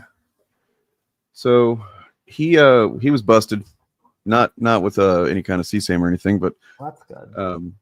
Pretty hilarious nonetheless. That wouldn't be hilarious. So they caught Tyrone Magnus defending himself on his burner account. So there's been accusations that he uses burner accounts to, be like, Sure. oh, no, Tyrone's awesome. What are you talking about? There's been accusations. Okay. Sure. But apparently he's been doing it so long and so much that he got a little too comfortable and forgot to change, or maybe this is his burner account and he didn't realize people know his last name. I don't know. So you need to stop hating on Tyrone. It's obvious you're just a hater. You have negative energy and this is a mental illness. He's a great person with great morals and high IQ and very honest, and lots of people look up to him. If you keep this up, he might copyright strike you, so chill out. You are being a hater and you need to get help. Also, don't bother replying to Tyrone because he will block you eventually. Also, he doesn't care about you, so just don't bother trying to get attention from him. This video is a big old piece of trash. So I guess this is underneath a video being critical of him. Oh, and James Gunn Superman looks like trash. His suit looks like trash, blah, blah, blah. Tyrone Magnus, is that you? LMAO. I'm not Tyrone Magnus. What are you even talking about? Your YouTube handle is T Crawley. Tyrone Crawley is Tyrone Magnus's real name. The T doesn't stand for Tyrone. It stands for something else. What then? Why wouldn't you just say, dude, your handle is T Crawley, but on your channel it's spelled out fully Tyrone Crawley. Oh yeah, my nickname is Tyrone, not my real name. But it's a coincidence. I'm not Tyrone Magnus. Your YouTube handle says 1977. That's the year Tyrone Magnus was born. No, that's just a coincidence. The 1977 doesn't stand for the year I was born. It stands for the year Star Wars: A New Hope came out. I mean, that's an all right dodge. I'll give him that one. Is it really? I mean, after the Look, previous, I'm grading on a curve here. That is just fucking yeah. And then the thread is also hilarious, as was pointed out. Jesus Christ. Well, the real tell was the first post. Yeah. Yeah. I mean, really, like you went a little too hard on that shit. It's a lot. It's a lot. At least Nobody whenever likes Tyrone Magnus that much. Nobody. At least whenever apparently, except for Tyrone Magnus. At least when Critical Drinker or EFAP fans try to pretend that they're not that, they're like, I don't even like Critical Drinker or anything. I'm not a fan, but like, blah, blah, blah. They've done that so much in our comments. It's crazy. Oh yeah. They think that they're gonna like they win without bias if they lie. You know what I mean? So they're trying to pretend they don't have bias. Obvious lie too. So I'm gonna propose, and this will be the first time I use this drop. So I declare this fap Oh. Ooh. Wired spoke with more than 200 federal workers and dozens of agencies to learn what happened as the Department of Government Efficiency tore through their offices. Yeah, that's a topic for a fap. So, let me know what y'all think. chat as well. Is that fap worthy? We were also discussing fapping the Crusades, but I mean that can wait, obviously, because that was 1,000 years ago. So It's been a minute. There's no rush. What? Yeah. It's been a minute. Plus, I haven't even had time to watch the documentary Robin Hood, Prince of Thieves. I mean, the Last Crusade came out in the 80s, so I guess it's been.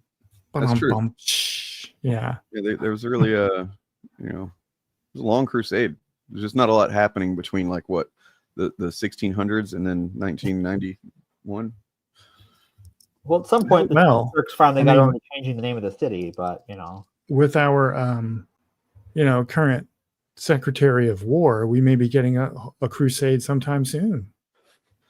I mean, it could be argued kind of that the war on terror was a modern crusade, It could, yeah. I mean, they certainly use a lot of that language.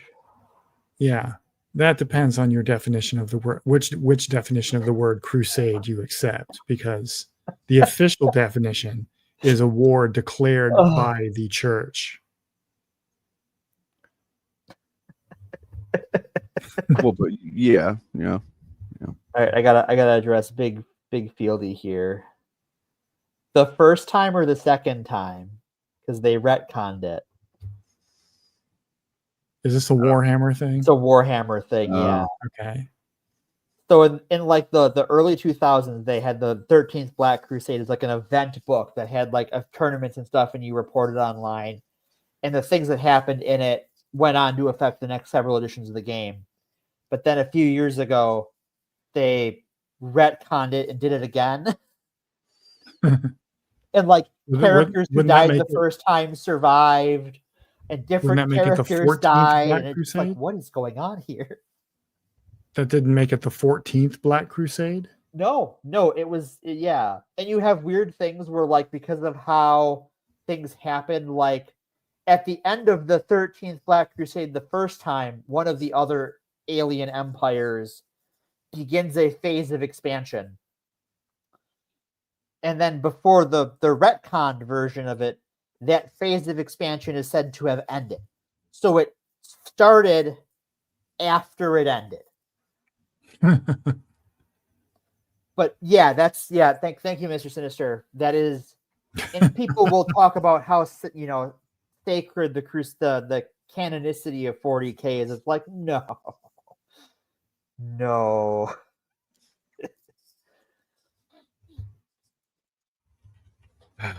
Yeah, whenever someone brings up the Department of War, I just think of orcs from 40K going, "Whoa!" That's it. It's just.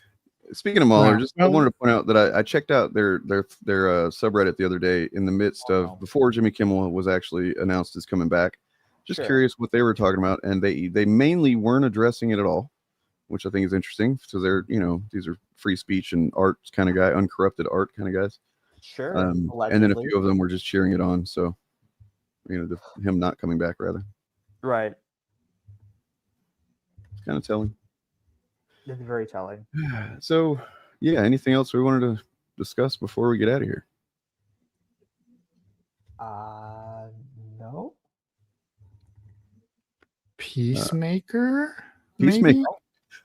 Yeah, so Morgan, I guess you're not up on Peacemaker still. I don't know that I don't know when or if I'll be caught up on Peacemaker, but it's getting close. Well, we were right, Bob. We were right.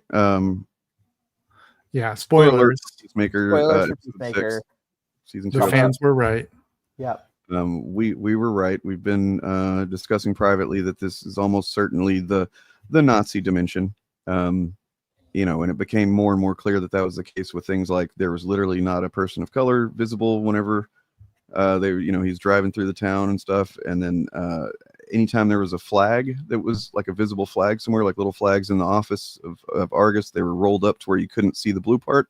Things like that. And and just the simple fact that his dad and brother were living the good life, and the two, and then the other Peacemaker, they were the top trio, like some of the famous superheroes of the dimension. Right. It was always a good bet that his dad wasn't just a good guy in this dimension. It was more like whatever this dimension is the conditions were more amenable to his dad being a piece of shit Nazi. Right. So, yeah. And then what's interesting about it to me, and I may make a short video about this, is how in the other dimension, his dad and brother are good family members. Yeah. Like their relationship seems to be non-toxic and very emotionally well, I mean, supportive. and I think that's all because of the fact that this is seems to be the reality where the Nazis won, because in the regular reality they were dirt poor, white trash growing up, and his dad literally had them doing pit fights as children, and he accidentally killed his brother in the fight, right, as a child. And in this one, his brother's grown and alive, and they're all well adjusted and they're doing well and stuff like that, because they didn't have to be, because they weren't marginalized as Nazis, as they were in the, they were actually praised and lifted up and stuff. So there's no reason for him to have made his kids fight in the pit or whatever. They might have fought, but they probably did it with padding, something like that. Who knows? Yeah, that's my point. The other dimension made them into what we would consider, what many people, not necessarily us, but many people would consider a good family. Like the father is a good family man, the brother is, supportive and all that other stuff. And yet that doesn't make them good people. Right. And so what I've been thinking a lot about lately is how a lot of people ground their moral identity in how they treat their family. Mm-hmm. Right. You'll see this a lot, even with Charlie Kirk. When people criticize Charlie Kirk post, after his death, one of the first defenses people will make of someone like him is how could you say that? He was a father. He was a husband, right? Mm-hmm. And they think that, to them, they're saying that makes him a good person. Yep. So I'm kind of like cooking a video on that kind of theme, I think. Do it.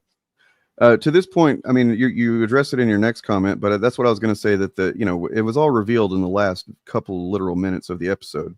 And the line that, as you mentioned in your next comment, that I think indicates that, we're going to see that, is whenever Adebayo goes walking down the street, which as soon as she says that, I was like, no, because Morgan, if not aware, is she's the black woman, black lesbian woman, is the main character and good friends with Peacemaker and stuff like that.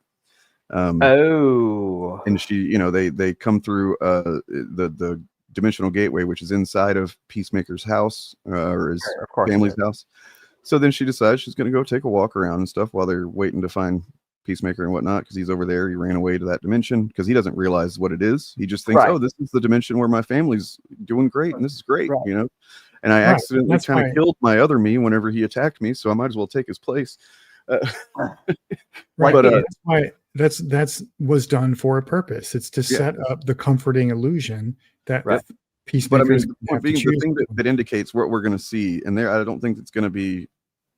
You say it's a criticism. I don't think you just need to wait, because the line that you mentioned, "one got out," indicates everything about what they're, whenever people driving down the street stop, their cars fucking hit their brakes, and then suddenly everybody in the neighborhood starts running after her, and they're like, "one got out." It's indicates that it's going to be a whole problem. Ignorance is Chris is a big. They've done all the titles are very similar. The format is similar to Rick and Morty titles. Except there's literally like one that actually has Rick in the title, which I thought was pretty funny. Rick and Morty titles are often like some version of Rick and Morty blended in with whatever familiar phrase or whatever's going on. Something like that. I imagine it might be pretty harsh, but also Lex Luthor cameo. That's cool. Yeah. And it was not a wasted cameo either. It actually affected the plot. Mm-hmm. Oh, wow, cool. Oh, because it's dimensional nonsense, so they need a dimensional guy. I mean, they set it up earlier because Rick Flag Sr.'s like, we need to find this dimensional gateway thing he's got, so we don't end up with another Metropolis, right? Right. So then he goes to see Lex Luthor, who's in was it Belle Reve? Belle Reve, yeah. Well, that's a universe where a justice system exists in some way, shape, or form, because a white collar criminal like that would never go to a place like Belrive in our world. Well, I mean, he's going to a different place now because Well, he that's made true. a deal with Rick Flag Sr. made a deal with him to try and give him the technology to locate this dimensional gateway thing that he has. So Sure. and he not only says that they are moving him to a better prison where there's no metahumans, which he's currently in a prison where there's, I think he says some, I don't know, he uses the word butt fucking, which was kind of jarring for Lex Luthor to say. It's like, okay, but I'm kind of here for it. yeah, but yeah, then Rick Flag tells cyborg chick that I forget her name, but Sasha that Bordeaux. they're gonna yeah, that they're now aligned with, they're going to be working with them essentially. So there's something there. I think Rick Flag Sr. Maybe wants to go get the Rick Flag Jr. from that dimension. I don't know. I don't think he doesn't know he exists. Maybe he does. It's hard to tell if it's actually really compelling because it's hard to tell if his motivations are personal or not. Right. Yeah. Right now, you know what I mean? Because it seems like obviously he's pissed off at Peacemaker, but then he kind of says after he beats the shit out of him when he has him in custody that no, now I did that just to make him think that I'm out of control and stuff like that. And it's like, is he lying or not? Right. How? Yeah. Where's the line? But yeah, we'll see what how bad Rick Flag Sr. gets up to. I don't know anything about him in the comics, so I really don't know. We know that he does have a weakness for the ladies. Sure. If you watch Creature Commandos, and then also he seems to have it for the Bordeaux in this. So okay. She seems to have it for him now too. Yeah. True. So what is Victoria Stone according to pronouns? It's a joke referring to as. Oh God, yeah. Versus Babyface tweeted a picture of Sasha Bordeaux and said, "This is Cyborg in the DCU." So in the previous episode, whenever somebody asks, "What's her deal?" and then the other character goes, "Cyborg," as in like casually just saying she's a cyborg. Right. Kill versus Babyface immediately just started going, "Oh, this is Cyborg in this universe. Cyborg's a fucking," and everybody was trying to tell him that's so stupid. No, they were literally he was just casually kind of saying she's a cyborg. The same way that if you're like, oh, what's that person's deal? Cop. You know what I mean? Right. Something like that. What's that, Pen? And then, of course, whenever he was proven the case, he did the whole thing where he's like, "Oh, you people are idiots for even taking this seriously and calling me out on it." It's like, God damn, you grifters are so. God, well, just what a moron. And these guys sell themselves as some kind of like experts on this shit, and it's just like, I would never sell myself as a comic book expert, but I fucking know who Sasha Bordeaux is. And I want to point out before we get out of here too, because I'll wrap it up at 3 hours here. But like, if you can watch that Wolverine game trailer and come away with anything except I hope the game is as good as it looks, right? or that looks fucking amazing, or holy shit, the graphic, the blood detail, anything like that. If you come away from it and your take is Mystique's ass is woke, you are a fucking grifter. And anybody that fucking doesn't recognize that, you need to, I don't know, man, just get off the internet. Go live in grass. Unless by their, by woke, they mean that like Mystique's ass woke something up in them, then I guess that makes sense. It doesn't even look, it's not like especially flat or anything. Yeah. It's just a chick's butt. Like, right. I slowed it down to make a scientific analysis. Yeah, sure. And I can report that it is in fact not woke. It's just a butt. Yeah. And like to even like that, when I watch the trailer, that the trailer is 112 seconds long. There is 3 seconds of Mystique. And it's like if your takeaway is Mystique's ass, I literally don't know what to tell you. It's Rogue's ass all over again. They're taking it away from us again. Well, yeah, they're going after her mom now. This is what they're basing it on right there. That ass is woke for some reason. That's definitely an ass. I mean, like, no, she's not. She doesn't have like a BBL or anything, but like. Well, she's a shapeshifter. If she needed one, she'd have one, right? Yeah, woke Steek's ass was woke. That's what they're doing. Oh my god. And yeah, being the one who literally was the one to point this out in the first place, he admitted it.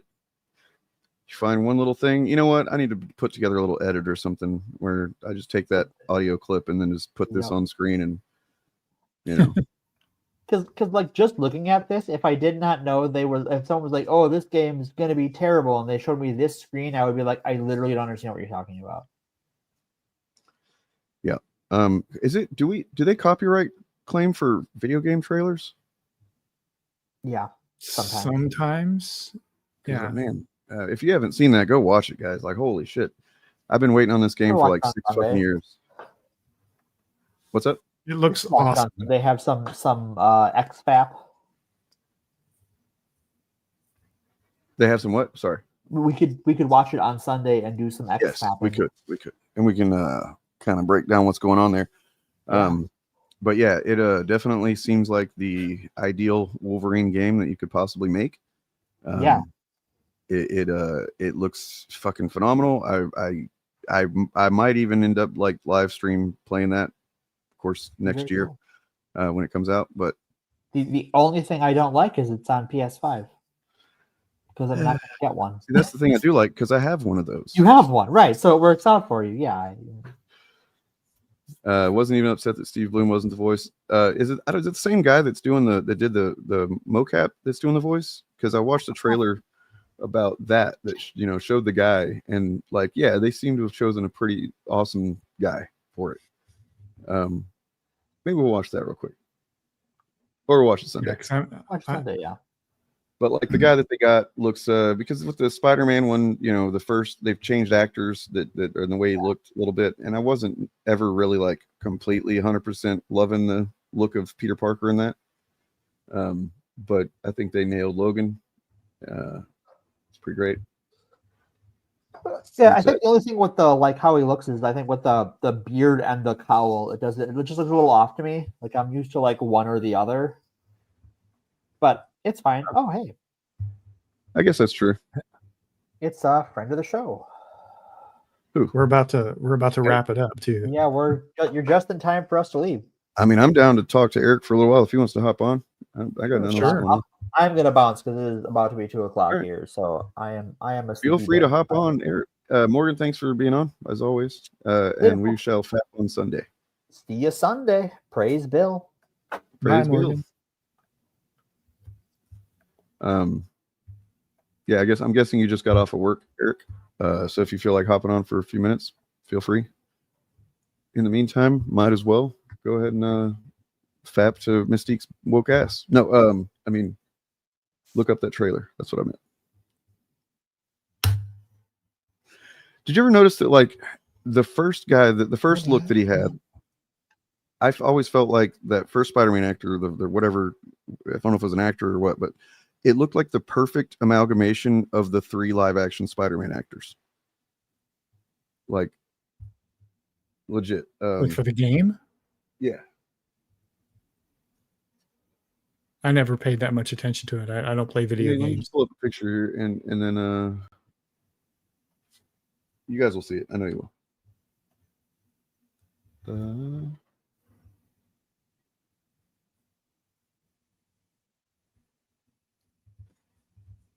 So the one on the left is the original one, and he just kind of looks like the perfect amalgamation of the three guys. Mm-hmm. See what I'm saying?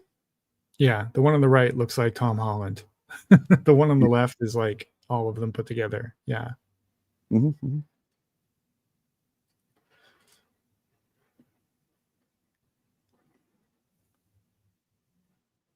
Yeah, I mean, I think I can see Andrew Garfield, I can see Tom Holland, and I can see what's his nuts in there. Why am I blanking on his name? Tobey Maguire. Yeah. Tobey Maguire. Yeah. The big eyes are the Tobey Maguire, right? Yeah. I don't know. Oh, we didn't finish. They do not look the same. That's what the important thing is. They do not look like the same guy. Right. You know what they ought to do? Give the homeless their own magazine. Give them their own magazine. It would make them feel better, for one thing. That's a sure sign of making it in this country. Every group in this country that makes it and arrives at a certain level has its own magazine. You have Working Mother magazine, Black Entrepreneur magazine, Hispanic Business magazine. In fact, any activity engaged in by more than 4 people in this country has got a fucking magazine devoted to it. Skydiving, mountain climbing, snowmobiling, backpacking, bungee jumping, duck hunting, shooting someone in the asshole with a dart gun, jerking off. They probably have a magazine for that. I'm sure they have. I know they have a magazine. I know they have a magazine for that. Walking! There's actually a fucking magazine called Walking. And now just replace magazine with website or internet Or community blog. or something like that. Yeah. Well, let's see what else I might have that we could peruse in case Eric's going to hop on here.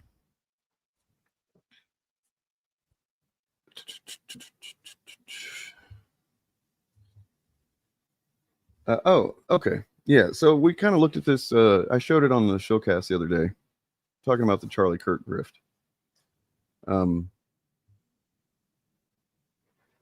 Oh, you know what? Fuck that. I want to get you guys read on the Chronicle of Blacks. What did you just say, Dane? I just said Chronicle of Blacks. Okay, and I want to get you guys a take on this. There is a YouTube channel called Chronicle of Blacks. Okay, and it's purportedly, welcome to the Chronicles of Blacks, a channel dedicated to exploring the rich tapestry of Black history. It was created last year. It's got 84,000 subscribers. Okay, it's pretty good for, you know, a little over a year old. It's not bad. You know, but then, you know, I'm sure some of your radar is going off like mine does with just the title. Okay, and you know, if I'm just way off on this, my radar is just fucked because I'm a, you know, naive, dumb white guy that doesn't understand anything. Maybe I'm completely wrong here, but this does not strike me as being a sincere thing. And Are those are Charlie Kirk videos on this channel? Maga's hero got cooked here. Oh, God. What's up, Eric? Hey, what's up? Great I video think this today. I think it discussion was today. That new guy you covered is a terrible video. Oh yeah. Somebody I had a couple people in my comments suggest to check out his channel, and I just watched the first video that the most recent video he put up, and that was the one that I reacted to. So I recommend watching that. If you haven't seen it, go check it out, because it's so much, like, honestly, there were so many contradictions that, I mean, you handled a lot of it very, very well, obviously, but like there was a few things where I was like, man, if you go back and listen to what he said earlier in the video, then you would spot that too. And I was trying to, like, so with that video, because I had to do it in a hurry. That's why I wasn't even on camera. I just kind of sat down and did it quickly. But I tried to make sure that I waited long enough for him to say enough of the things that I could stop it and talk about it, and that was why it was like that. I mean, but you handily destroyed his you know, his view on the whole thing just pretty well. But well, I mean, he's we like, could probably oh, spend several videos just tearing that one video apart. I know, it was so bad, and he's just like, he starts off and says one thing, and then he gets to the Spider-Verse, and he's like, well, this wasn't made for me, and I loved it, and I'm like. You use that as a different. The example used earlier was that you weren't going to like it because it wasn't made for you. That was the very first thing that you said when you talked about Agatha and She-Hulk, was that we shouldn't be surprised that you didn't like it because it wasn't made for you. And then you're like, but Spider-Verse wasn't made for me and I loved it. So I'm like, it's just contradiction after contradiction. It really was bad. I just pulled this up, and I want to get your opinion on it too. This is a channel that just kind of has some flags going off for me. Mm-hmm. Chronicles of Blacks. Okay. I've never heard of this channel before. I think your suspicions are correct, Dane. And then you look at the videos, like you know, Black college student destroys Charlie Kirk. So I mean, like, superficially it seems like this must be something made to, you know, I guess, but I mean, the only effect this can possibly have is division and, like, you know, pissing off I don't know, white people, black, just pissing off people, right? Like, I don't know what. Well, let's check out one of their videos and find out. It's so that's the other thing is that it's guess what kind of videos they are. Is it AI videos? AI. Yeah. Shocking. Yeah. With that banner You signed art, the I'm executive totally order shocked. declaring that DEI is both unlawful and a threat to national unity. And I just kind of want to ask you to elaborate on why DEI is unlawful. Well, based on the Civil Rights Act, which I have disagreements with, but based on the Civil Rights Act, which is the law of the land, it says you shall not discriminate based on color, race, creed, or origin of nationality. Yes. And DEI definitionally does those things. How does it definitionally do those things? So, for example, if you say you are going to hire a certain amount of people or have scholarships only for a certain people, you are then prejudicing against another group. Which group are you prejudiced? That's not even DEI. Asians. That's not DEI. Yeah. Well, I mean, white people are an easy one off the top of your head. So, for example, in the Harvard admissions case, I said this earlier, the average test score for a black individual was around 1,300 SAT, about 3.2 GPA. For a white or Asian, it would be about a 3.9 to 4 GPA. So right out of the bat, it is seeming to focus more on Charlie Kirk's argument against DEI, and you know, if you think that if you would assume that what he's saying is representing DEI, then you're inclined to agree with. What By the way, he's a really bad debater. I don't know how he got so popular. He has like the same 4 talking points, and he just pivots the conversation to those talking points every single time. Yeah. Well, I mean, he said the same. Essentially, he said the same stuff to like multiple people. He's got these very numbers good memorized. at it, though. That's the thing. Like he was very good at deflecting and obfuscating and going back to those same points that you mentioned. Like he's, you know, that's what he was good at. Honestly, like. But when he went and did that in the UK, I don't remember where it was at, but he debated kids over there. Like I say, kids like college kids or whatever, young adults. They dismantled him because he didn't understand how their arguments were going to go. It was actually really funny. Right. Well, and that's because those were videos he couldn't edit and control later on. Like all of his content is just like finding the dumbest person that debated him and dunking on them, but also leaving DEI out has anyone that nothing to destroyed do- him. Yeah, sorry, I didn't mean to talk over you. We had a little lag there. DEI is not scholarships. That's not what DEI is. He said that he tried to conflate the two things together. That's not what it is. Scholarships can be scholarships from organizations that raise their own money to provide scholarships. That has nothing to do with DEI. And so I'm going to skip ahead to where it looks like they're not just playing content of somebody else, but. So we got this young black college sister standing up at a Turning Point USA event and absolutely demolishing Charlie Kirk with facts, logic, and that good old-fashioned intellectual precision that makes racists break out in nervous sweats.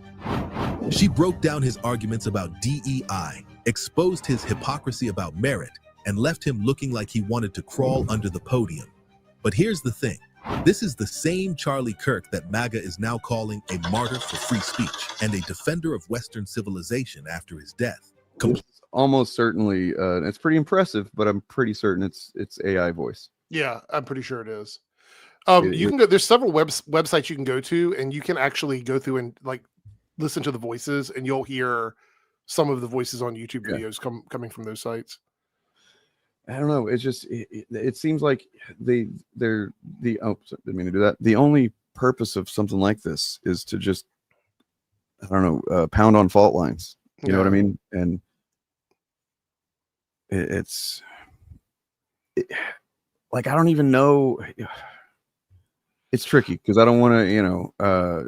Obviously, I'm white as they come, man. I don't know. But then you look at the titles of these things, and it just seems like it's at the very least designed to. I mean, if it's AI, we don't even know if it's a person of color making these videos. Right. That's what I'm saying. We don't know. So a lot of Charlie Kirk stuff, right? Like, so who do we know that's doing Charlie Kirk grift more than anybody else? You know, people on the right.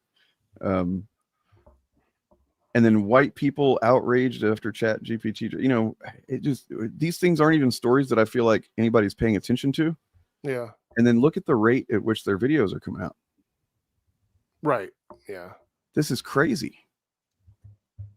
It's definitely not one person doing this editing. No. So there is, I know this is kind of off the rails here a little bit, but a few years back, there was a big controversy around a few different channels that had like a similar person talking, and similar editing that were not related, like Health and Fitness Channel, Gay Lifestyle Channel, RuPaul's Drag Race Channel. All these channels had similar editing, similar thumbnails, and a similar person talking in the video.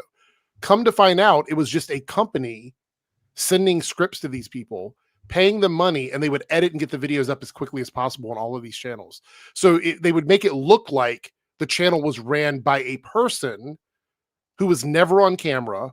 You only ever hear them speaking, and they were making like 3 to 5 videos a day, you know, at high quality. Holy shit, look at this title. Which one are you calling? A warning to all: attack Black America, end up like Kirk. That sounds like a bait video. That's fucking fucked up. Yeah, sounds like a bait video. Obama confirms blacks feel nothing for Charlie Kirk. MAGA explodes in fury. And I mean, just the fact that every single time it's like blacks. I will say this does, even if it is like, if it's AI or it is a person of color running the account or whatever, it's definitely a grift channel. Yeah, it's like, definitely grift for sure. It's for sure. It is, this is all like race. Blacks were first in America. Oh man, I'm pretty sure this is gonna be some. I mean, my if I had to put money on it, if somebody held a gun in my head and said, "What kind of channel is this?" I'd be like, "I think this is some kind of white nationalist pumping content like this." I was gonna say it's either a white nationalist pretending to be a black person, or it's a Hotep channel. Yeah, I mean, it could also be a channel from overseas where they're just making slop content and putting it up on YouTube. We don't know that for sure. I mean, look at this: 100+ rare photos prove black cowboys ruled the Wild West. Like, this is designed to piss off white people. Yeah. Honestly, like, it's just. I mean, look. Either way, the channel is definitely trying to make money. Yeah, that's what it just wants people to click on it. I mean, that's kind of why I went back to the videos I was making this week. I'm just not going to get involved with this kind of stuff. I'm going to stay out of it 100% because it's it's too much. Like the outrage is too much in it. I'm not going to like start covering the videos of something like this, but when I come across it, I do feel like it's important to just kind of say, look, man, this shit's out there. Don't like, what's another thing that's crazy. Look at the disparity in the views. 115,969. That's fucking insane. Yeah. Like, there's something going on there. Almost certainly botted views or something like that, right? Like, look, reparations approved. $10 trillion for all black people. What the fuck? Yeah. I don't mind talking about this at all. Like, if we're doing a live stream, I want to talk about it. I'm just not going to make like individual videos about it. It's it appeals to, in a way, it's kind of my the thing that made me want to do the Forced Diversity podcast is just like I misinformation and how the links that people will go to try to I don't know, oppress and otherize and stuff like that. It's fucking insane. This is true. You know what else is true? This. He literally will never do that. That's right. Charlie Kirk? Yeah, never. He will never debate anyone. He's such a coward. Yeah, what a pussy. All right. I've had a few people offer up debating me. I scheduled it and then they didn't show up twice now. So I'm sure you've heard before that, like, me and Little Movie Perp a couple of times back in the day, would back in the day, it was like 3 years ago or something, but a couple of times we advertised, said we're doing a stream, all these people that would try and argue with us in comments and stuff. I legit expected to get bombarded the first time. I was like, oh man, this is going to be crazy. We're going to have people come on. We're going to be, fighting, debating all freaking 4 hours straight or something like that. And they didn't show Literally nobody. The first time, I think it was like 2 people showed up. Or no, 2 people said they were going to, and then didn't actually do it. And then the second time we did it, 2 people came on. One of them was actually just a fan of my channel that just wanted to kind of make a point about why, Lady Thor is actually not good or whatever. I saw that video. I've watched that one. I do remember that one. And I ended up just being like, dude, that's just your opinion, and you haven't even read it. You can't. Yeah, really... You were basically like, what about the comics? And he didn't know anything about the comics, and I was like, oh, so like. And then the other one was this guy that turned out to be a black guy that was like, trying to say that, well, if I understand if there's some white people don't want their kids, if their kids watch The Little Mermaid and it's not the same one they had, if it's black, when they were used to the white one when they were kids, and I understand being mad about that. And I was like, and I literally was like, dude, if my daughter literally was a big fan of the original Little Mermaid, and if she watched the new one and was pissed off because it was a black character instead of a white one, I would fucking feel like a failure as a parent. Yeah. And, you know, that's pretty much how I shut that down. And then, you know, I managed to ask her sometime after that. I was like, so did you see that Little Mermaid? She's like, yeah. I was like, did you care that it was, she was like, no, I thought it was great. I loved it. And I was like, okay, thank you. Thank God. Oh, by the way, did you see the video that Eric July put out talking about like people shouldn't make like outrage content and stuff? They're not, you know, trending content and everything.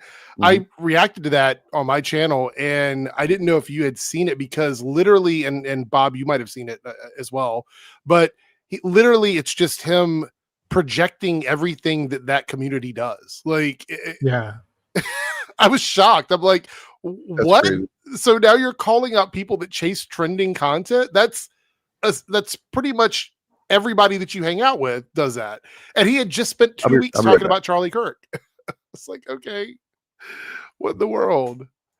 I did see a comment here from Harrison about my video from today. It was very well done. The pointing out the difference between religious identity being a choice and sexual identity not. Yeah, I mean, that's kind of, I've gotten into that before. I don't know if you've heard this before, Bob, or not, but where people will try to compare like religion to like someone's identity. And I'm always like quick to jump in and say that's not the same thing. You're choosing to be whatever your religion is. You're choosing to do it unless you're born into it. But even then, you still have a choice to stay or go. Whereas if you're a queer person or a person of color, you don't have that choice. You can't just change those things. You know, you can't make a decision. I mean, you could go back in the closet or you could hide away, I guess, but it's just not the same thing as choosing religion. And the video that I watched today, the guy was trying to compare Agatha All Along and Wiccan's queer storyline with Matt Murdock's Catholic story in Daredevil. And I'm like, those are not the same things. Well, I mean, the one thing that I guess I was kind of like, oh man, you didn't mention this, was that he's acting like just presenting a gay character is any different than presenting a character that's straight, right? Yeah. Right. And like, I mean, you did kind of address it because you talked about how he mentioned it as a lifestyle or whatever. And it's like, if that's how you see it, then yeah, you're going to fucking, you know, be like, oh, what's this about? But it's not a fucking lifestyle choice, as you pointed out. Yeah. Well, homophobia is a lifestyle choice. Homosexuality is not. Yeah. The funny thing also with people who, I don't know how to frame this for everybody, but we'll use him for example, like a person that's religious that has like a aversion to queer people or whatever. They're never going to be able to review that media without a bias because that's just who they are. So when they come out and they go, oh, I can review it because even if you take the LGBTQ stuff out of it, it's still bad or whatever. No, it was already tainted from the minute you turned it on because there's a gay character in it. You're not going to like that gay character. No matter what they do, even if they never showed their boyfriend, you're not going to like them. He tried to use Game of Thrones as an example, and I'm like, you used characters that pretty much just furthered the plot of the show. Like they didn't really have much of their own story. It was kind of like they were just there to further the plot. I think another argument that could be made against that dude is in that video is that so he's saying that this is some kind of agenda, right? Like, and then he's also saying that, you know, using his own words against him, that if this is an agenda that they're presenting, and yet he's watching it knowing, because he says before, at the beginning of the video, he watches videos, he covers stuff that he knows is going to be bad or whatever, Marvel shit that sucks. If you know that you're not going to like it, or if you start watching it and you realize pretty early that you're not going to like it, you continue watching it, and then he says it's his duty to, you know, tell people, warn people about how bad it is, then you are also presenting an agenda in your content, because your agenda is to go against what you see as an agenda, right? So like, I don't know, it just there's many ways that he created so many traps for himself with the way he talked about that shit. Yeah, I left a comment on Eric's video to the effect that when I encounter a piece of media that appears it was not made for me, meaning I'm not part of the target demographic, I see that as an opportunity to learn something, potentially about some other person's experience or some other community's experience, and come away like a more informed person. And if it doesn't 100%. Immediately connect with me, that's a function of my ignorance, not of the filmmakers trying to brainwash me or something. That's a me problem. I made that argument about the Watchmen show back in the day, one of my first video essays, which is like, you know, I don't relate to this at all, but like I damn sure watch it and want to understand a perspective that's nothing like my own. You know what I mean? And like how, it kind of says a lot about you if you just have no interest in that in a way. Like, yeah, it's just for me it was finding out many years ago, finding out that there were queer readings of the Lord of the Rings, and then going what, blah, blah, blah, and then like reading the Lord of the Rings with the lens of thinking, what if Sam and Frodo are actually gay?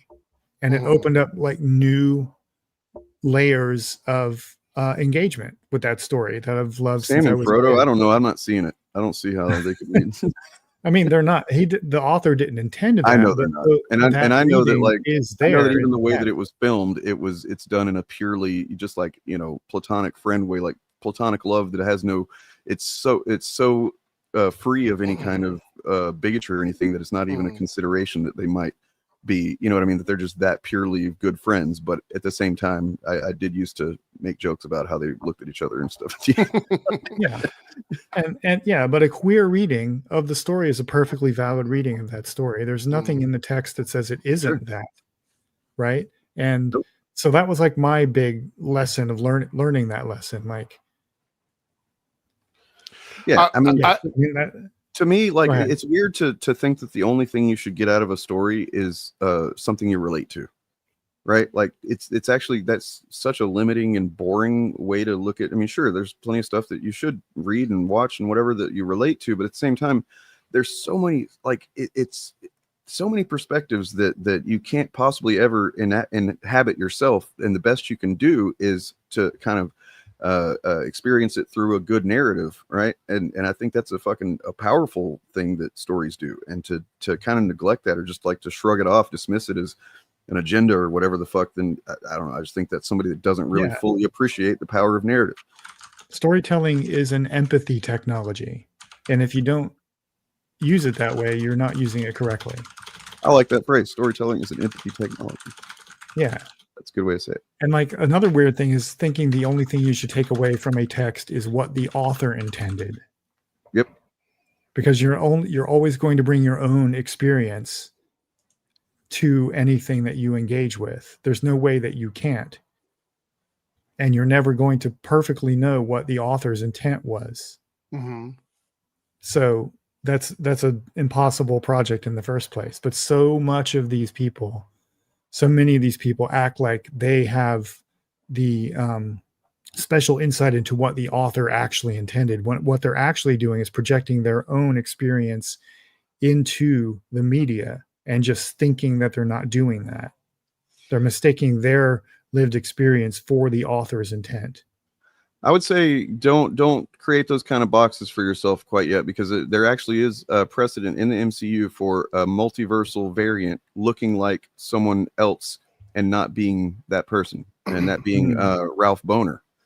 Yeah, I think the interesting choice would be to make Tony Stark a Doom variant. Like, what if every other variant of that person in every other universe is Doom, and the MCU main timeline is the only one where he was Tony Stark? Yeah, that would be pretty interesting. I had a random shower thought today, and I was going to make a video about it. But think about like all these movies and TV shows and things that the chuds talk about.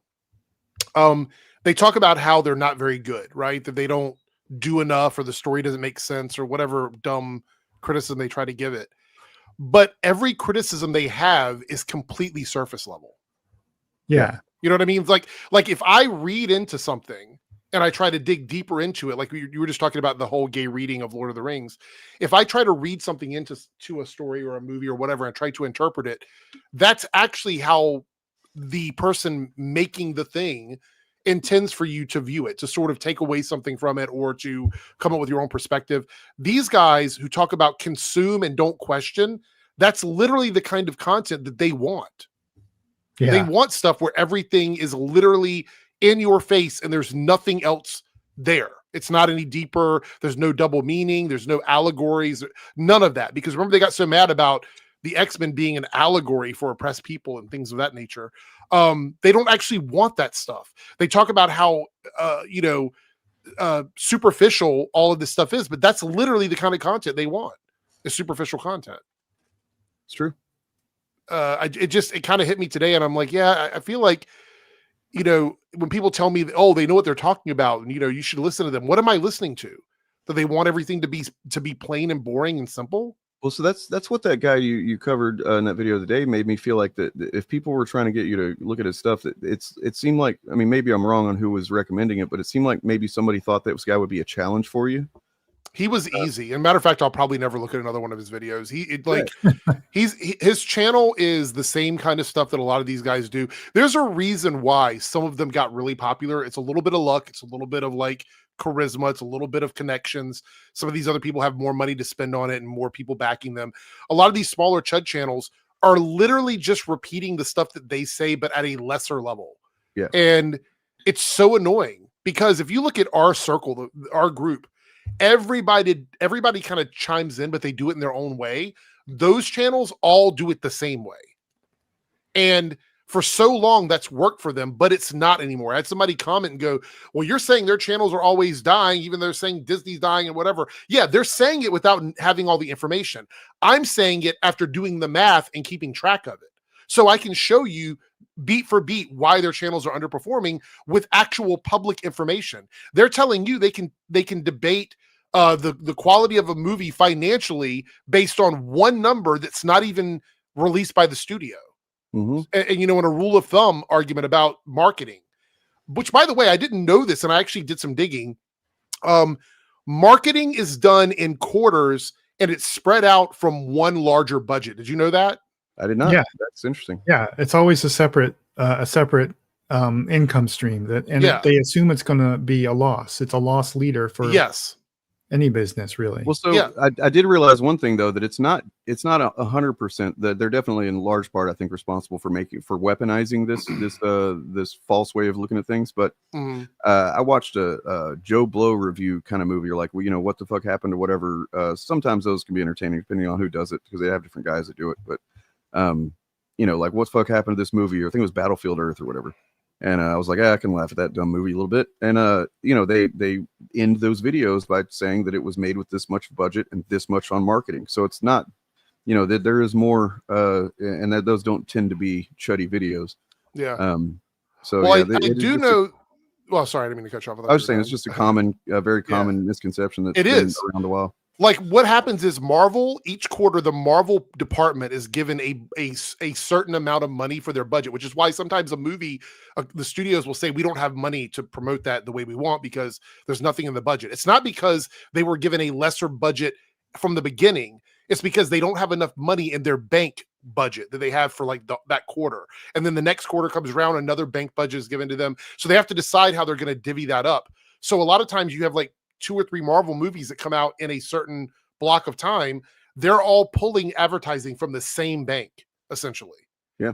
So it's never like an exact science. So when they go, oh, budget is always 50% of the movie. No, that's not really the case, which is they even have to cut corners. Like when you see them doing advertising and promotional stuff with like Burger King or something like that, typically that's either an exchange of goods between the two of them, or they have to pay Marvel to do that, which means that they make money back on that advertising. They don't pay Burger King to advertise. Burger King pays them to advertise.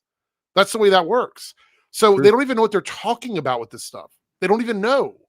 And their audience eats it up like they know what, like they, and people like Chris Gore, that's one of the ones that really pisses me off, is like you have people like Chris Gore or people that actually do understand to some degree how Hollywood works. And they keep feeding into the misinformation because they know that very few people are going to question it or that they don't know any better. It's really annoying. Him and Robert Meyer Burnett's another one who also had about the same level of involvement in the industry as Chris Gore, I think, and at one point, and then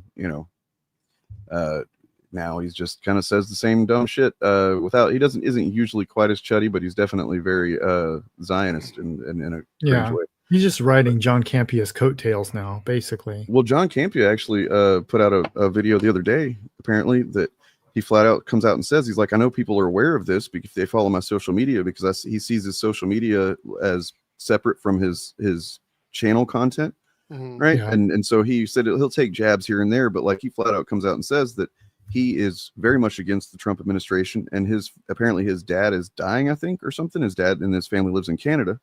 and he's scared that if he goes into Canada to go visit his family, that he won't be allowed back because he's made enough public statements against the administration. And, you know, I don't know how legitimate those fears might be or not. I mean, I can understand being kind of concerned for sure, but like, you know, anyway, that's not really here nor there. I'm getting pretty tired at this point. So, yeah, just Campia, you know, I wish that he would be, I wish that he wouldn't have fucking Robert Meyer Burnett on, really. Yeah. It's pretty strange. Yeah, I think the only reason I talked to somebody who kind of knows a little bit of about that, and I can't remember who it was that told me this, honestly, but it was during a group chat in somebody else's stream. But they said that it was because of outcry of people getting mad that he took him off the show or something. So I don't know if that's true or not. Yeah, I don't know. Chris says, Eric, I've learned so much just from following you. Well, I appreciate it. I actually have to educate myself. I've done a lot of research over the last year on everything that I talk about. So I try to double and triple check everything. Like even in earlier today's video, when I talked to you was debunking that guy, I went looking up some information from Stuart Hall, which is from fucking, I think it was like the 70s, but they dived into like advertising and how, you know, target demographics work and how the industry does it and how they come up with all this information. I linked it on the video so people can go look at it, but I did all that today just to make sure that, you know, what I was saying was right about, you know, how the studios and stuff go after audiences. And, you know, and the thing was, he was making it seem like a movie or a TV show that is made for a specific audience means that no one else can watch it. That's literally not how that works. Yeah, I mean, it's I mean, yeah, and you were making the perfect point, which is that, you know, yes, Iron Man was made for broad appeal, but at the same time, like that speaks a lot to just how males age 18 to whatever has been the primary target demographic in almost every field for decades at this point, right? And that speaks to the you know, just the patriarchy, essentially the fact that that men are more catered to, and like you were saying, if you think that that's a universal thing, it's because you're a beneficiary of the system, and your bias won't even let you see past that. Yeah, I think the other great point you made, Eric, was that going out of your way to exclude marginalized people from art is more forced than including them, because they do exist. Yeah. Why do you think forced adversity has been the name? That's what, yeah, it feels unnatural, because every time I made that point with people, they always, like, I don't know if they just have a proper way to respond to it, but, you know, saying that any person in a situation, like any sort of entertainment, you know, shouldn't be there and they're being forced into the story is insinuating they don't belong in the story. And it's like, no, they do. Anyone that exists can be in a story. Anyone that doesn't exist can be in a story. The point is, they're stories, and stories are written about whatever the writer wants it to be. And if they want gay people to be in the story, they can be there, and that doesn't mean they're forced in the story. And so it just frustrates me when people say that. It's like, you know, also with like the I was going to point out that the just the content of Agatha all along, which I didn't realize I'd taken this much in, that I could actually, you know, just dispute some of the stuff he said based on the content of the show. But like with him saying that the kid originally looked this way, and that it was, you know, a figment that, or conjure, whatever that was, you know, that she made him out of nothing or whatever, and then now he looks like a completely different person. Well, for one thing, that's often the case with whenever a kid gets older, you know, like some kids look exactly the way they did when they were little kids. Whenever they get older, some don't. You know what I mean? Some people look very different than how they did. I mean, it's also not the same human being. It's two different actors. But I mean, but I'm saying that, like, if his point is that they should have hired a different actor to be, you know, to look more like that kid. The content of how they explain that he comes back in the Agatha all along, it can easily explain that if you're willing to give like an ounce of charitability to the story. You know what I mean? Like I mean, isn't he in somebody else's body? Yes. So he wouldn't look like the same kid. I mean, that's the whole fucking That's the So, point of the yeah.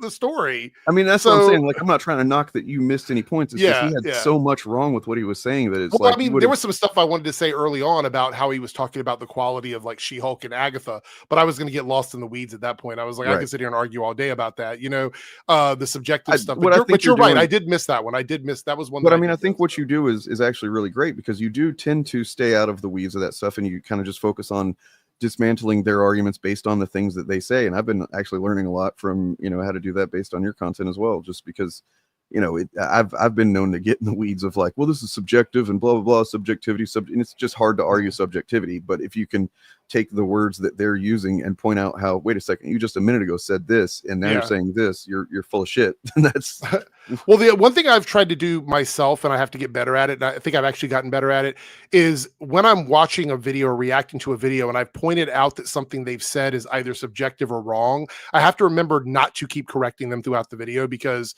that would make the video go on forever and ever and ever. So I've tried not to do that.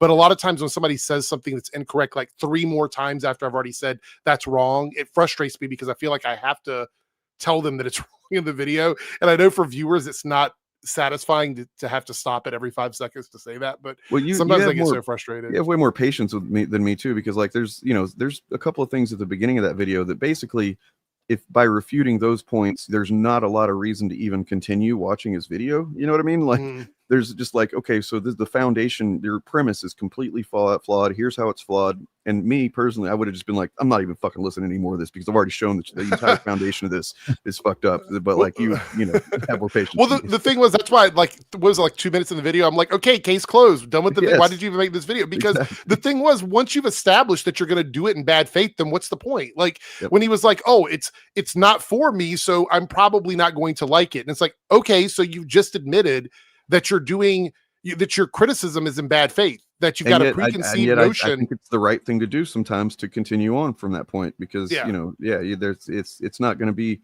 I don't know, I'm sure that you were changing some people's minds. I'm sure you've gotten some feedback on that, but like it's some people just require over and over again, the same way that they had it repeated into their head, the false bullshit, and they came to believe it that way. You kind of have to do it the opposite way.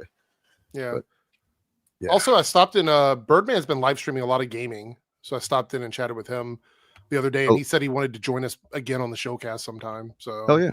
Like, oh, you like were you in his chat, or you got on a stream with him? No, I stopped in. He was streaming, and I just jumped in and said hi.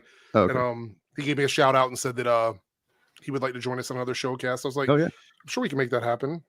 So yeah, I mean, he's been doing great shit. I mean, I was so fucking blown away when he was like complimenting my content, because he doesn't, he's got a lot of stuff going on. The fact that he was like, yeah, I watch your videos and everybody go and subscribe to his channel and stuff. I was just blown away. I really couldn't be more thankful for, like, when you stop into somebody who's clearly got a lot going on and they take time to watch your content, and well, I mean, he hasn't called me out, but he has used my clips. I mean, I know that he's watched my content because he's the little things, and I kind of wonder. I was thinking about that. I was like, why hasn't he mentioned me? Not that I'm upset about it or anything. I don't really care, but like, I can't help but wonder if it's because of some of the fucking smear campaigns that have gone against me over the years, that maybe he's seen something like that and he's kind of iffy about mentioning me. He knows about any of that, really. Yeah, or cares. He does know. Well, we need whatever you did to reach out to him. You should probably reach out to him again, because he said he was interested in joining us. And that's other Bob is the one that's got his line. So oh, really? Okay, all right. I'll let Bob know. But yeah, he I mean, he was very chill. He asked me about the new shop that I have with my merch in it, and because he wants to do his own merch, and he was like, hey, how's the shop? And is it good? Is the pay good and all that stuff between products and everything? I chatted with him for about 20 minutes, like from the chat while he was live, and then I had to jump out. But yeah, he was he's doing gaming streams. I think he said he's going to Japan for a couple of weeks or something. He goes to Japan like every couple of months, I think. He's got I don't know if he's got a family or friends there or something, but he definitely has a lot of love for the country, and he speaks Japanese and stuff like that. So yeah, I speak and understand a little bit of Japanese, but I kind of took a break from it because it's just so hard to learn. So I took a small break from it, but I would love to learn it. Like the only two things I speak and understand is obviously English and a lot of Spanish, but Japanese is a tough one. He strikes me as this guy like that. Me and my friends used to refer to somebody like him as an expert, just like the expert kind of mentality, where you're like anything you decide you're going to get into, you're going to go into it really hard, and you're going to learn everything about it, and you're going to just literally become an expert about it, right? So it's like an expert-minded person. He strikes me as that very dedicated guy. It's pretty impressive. So yeah, he's pretty chill. I know we don't see eye to eye on every little thing, but he's definitely a cool guy. So. Yeah, force for He's good. got an awesome voice too. I think he may be a professional voice actor, if I'm not mistaken. He is, yeah. Oh, by the way, Vito stopped in Lil Movie Perp's live stream the other day. Oh. Because Lil Movie Perp actually gets on camera now. I don't know if you've seen or not. He's done a face reveal. I have not. I mean, I've known what he looked like for a while, but yeah. Yeah, he now does a thing where he just drops his StreamYard link in his chat and lets anybody come on. Damn, I should surprise him. Yeah, he goes live like almost every day now. Damn. But yeah, because Crazy Joe's concession stand told me that he had mentioned that he would like for one of us to stop by. I can't remember if he said like just the Shillcast in general. Oh, I saw you had Crazy Joe on. He's at one point he was a Patreon member of mine, and he's a chill dude. Actually, I made his logo and like his branding for him. He did mention that. Yeah, he did mention that to me. I thought that was kind of cool. I told him he should join us on the Shillcast, but he said it's that he's more geared towards like the stuff that I talk about on the Nerdcast. Because we get a little dicey on the show. Yeah, I think I'd invited him before too, and he kind of said the same thing. So but he's cool. I mean, he's really nice. I talked to him privately before he came on the stream the other day, and now he's in the Discord and has a link and everything. So, but and Bob dropped in the other night.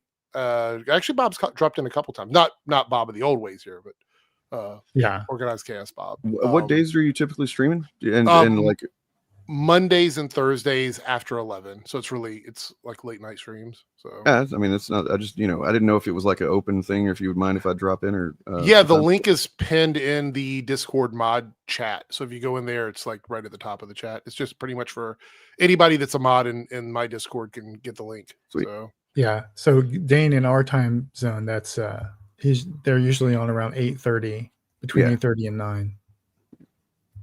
Yeah. Cool. So. Well, I am pretty sleepy at this point. So I just want to jump on and say hi. No, I was happy to have you on. We were about to finish up, and then I saw you. I figured. And Bob, you're always welcome to join as well. Obviously on the stream if you ever want to jump in. Number one nerd podcast after dark, baby. Yeah, I say it all the time. I'm gonna make it reality. Actually, we've had like between the two channels, I think I get somewhere between 120 and 150 viewers that time of night. So it's. And by the way, like it's really, really smart the way that you do that, where like you're gonna cover kind of both angles, like the Chud angle and just like the traditional fan angle. So like on the Reloaded channel, it's always branded, it's always titled as like just a.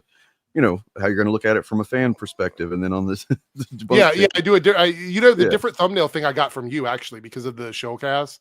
So I was like, oh, Dane does that for all the different channels. So now I make 2 thumbnails, 2 titles, and everything for the streams. I didn't do that before. So I've been pretty lazy about it lately. I haven't done it as much, but I do try to make the titles at least a little bit different. I usually have like one Chud topic as the thumbnail on the Reloaded or the Debunks channel, and then I have like the other fandom topic on the Reloaded channel. So it's always a lot of fun. So. Big Fieldy, it is appreciated, man. I mean, you and several others like you that support the way that you do. It's very much appreciated. And even those of you who just show up and watch, very much appreciated as well. So yeah, Big Fieldy, you're amazing, man. You always stop in and say hi and support the show and send over super chats and stuff and memberships and things. So it's a lot of fun. Thank you.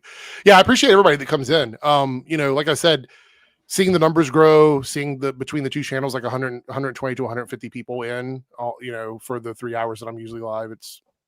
I got to tell you, it is a bit frustrating that I'm 12 below 8,000 subscribers right now. Literally 12. Supporting the channel. Like if you're not subscribed to my channel, please just do that right now. Let's see if we can go ahead and get me that 8K.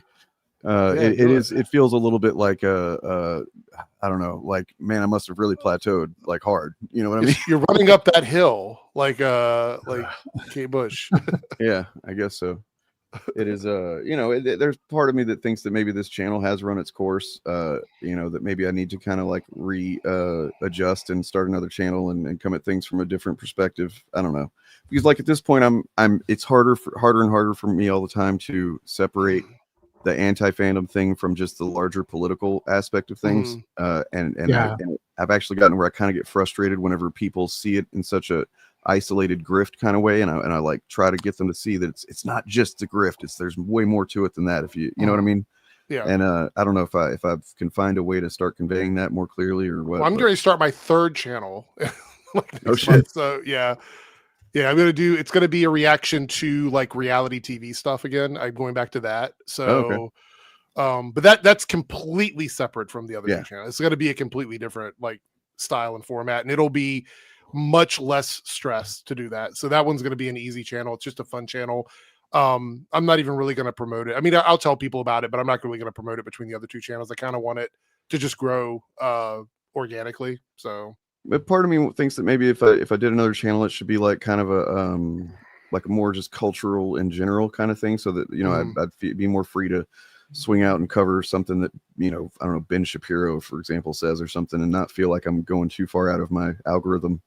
I was going to say that like the identity of your channel has shifted into being more at least where your live streams are concerned, is like more politics and less culture than it used to be. And maybe you should split those two things in some way. What I'm thinking is might be happening is that people show up, they see fandom, and they either don't want something that's specifically about fandom and don't realize that it's the channel's actually covers more than that, things extending from fandom, or they show up and they want just fandom content, and then they see that I'm talking about stuff not just fandom, and they don't like that. So right. That's kind of what I'm thinking might be happening. I have found since starting the Debunks channel was the best decision I ever made. If I would have been doing the content I'm doing on Debunks on my Reloaded channel, I don't think it would have really taken off anywhere. I think but that channel was baked into whatever YouTube wanted it to be. The Saltier Than Crate subreddit had that problem too, but I think they figured it out by now, honestly.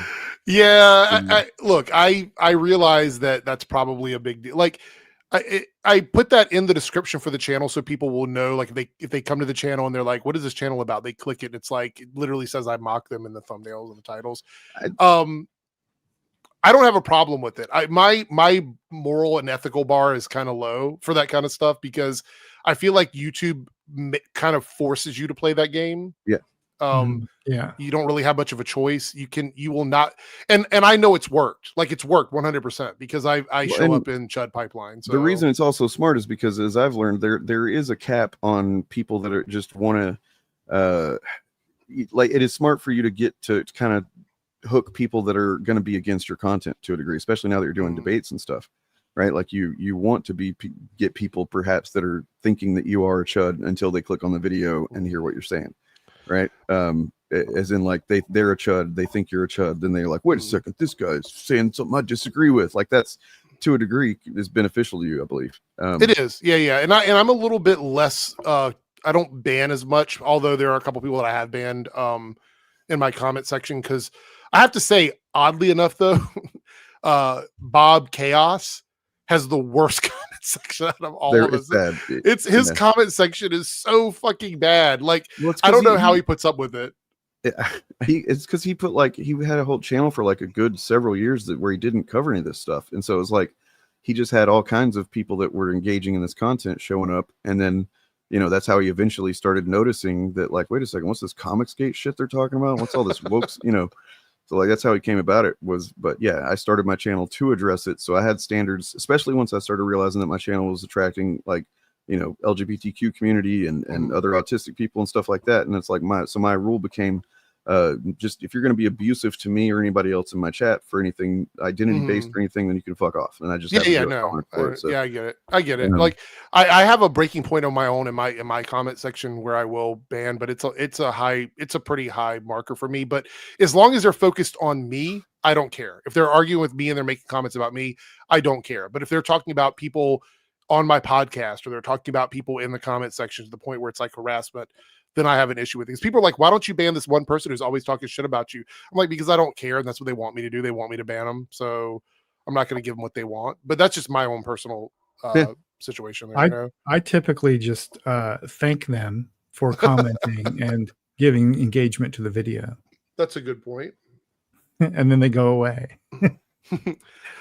I think also I had originally designed the Cope cast, which was crying over pronouns every day, which would be the original one. I might still do that in some capacity because I already have all the designs for it. But someone was telling me that I should do my Debunks channel specific podcast should be the Boardcast because it's branding for my channel. And I was like, that's kind of cool. I might think about it. See if you can come up with a good acronym for it. And, like being original, yes, really excited daily. I don't know. I have no idea. So Cope is hilarious. It's just I don't know if the branding for that works. But crying over pronouns every day is what I came up with.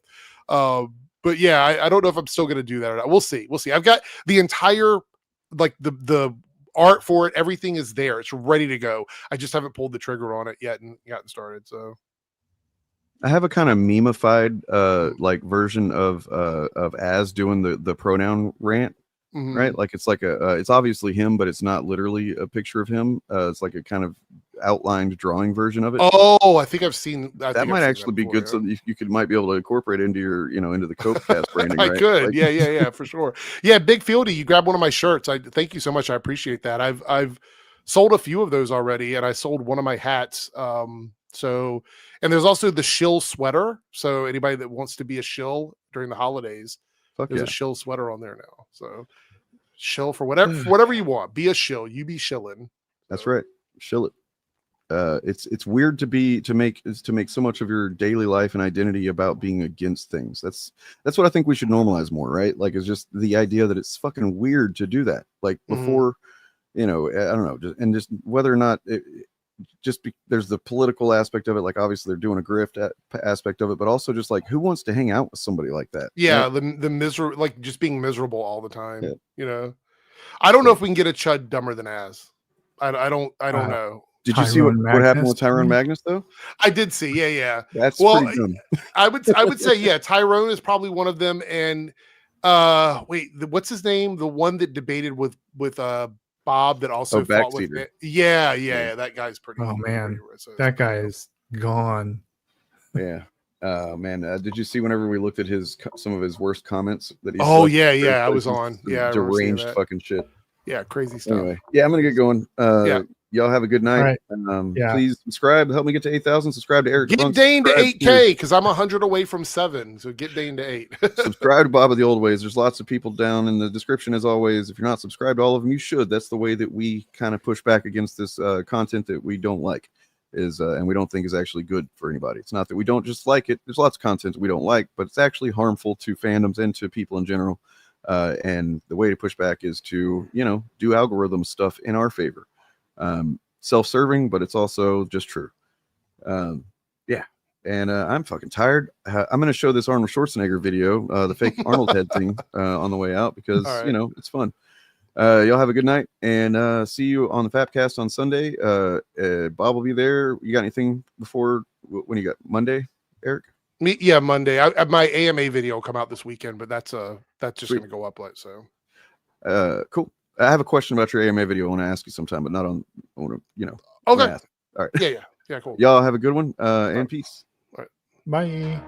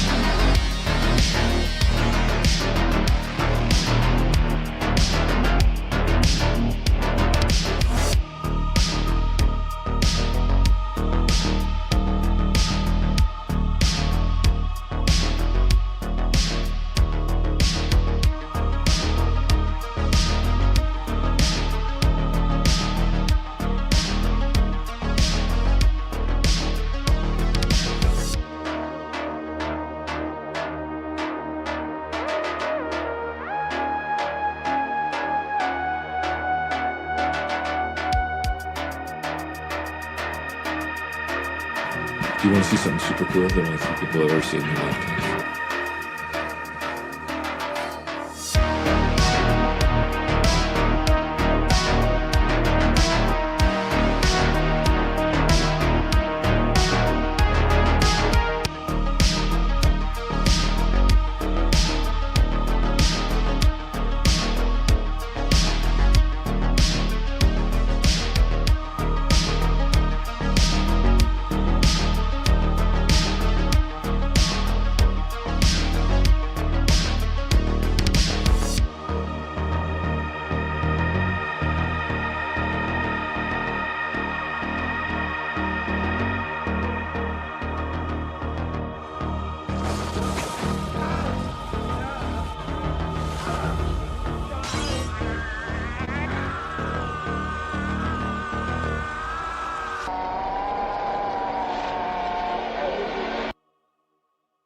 Not.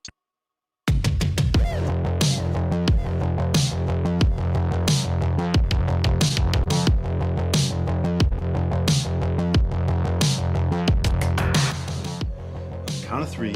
Name your favorite dinosaur. Don't even think about it. Just name it. Ready? 1, 2, 3. Velociraptor. I'm 4.5, father. You can pick up the softback trade paper. The what now? The fucking what?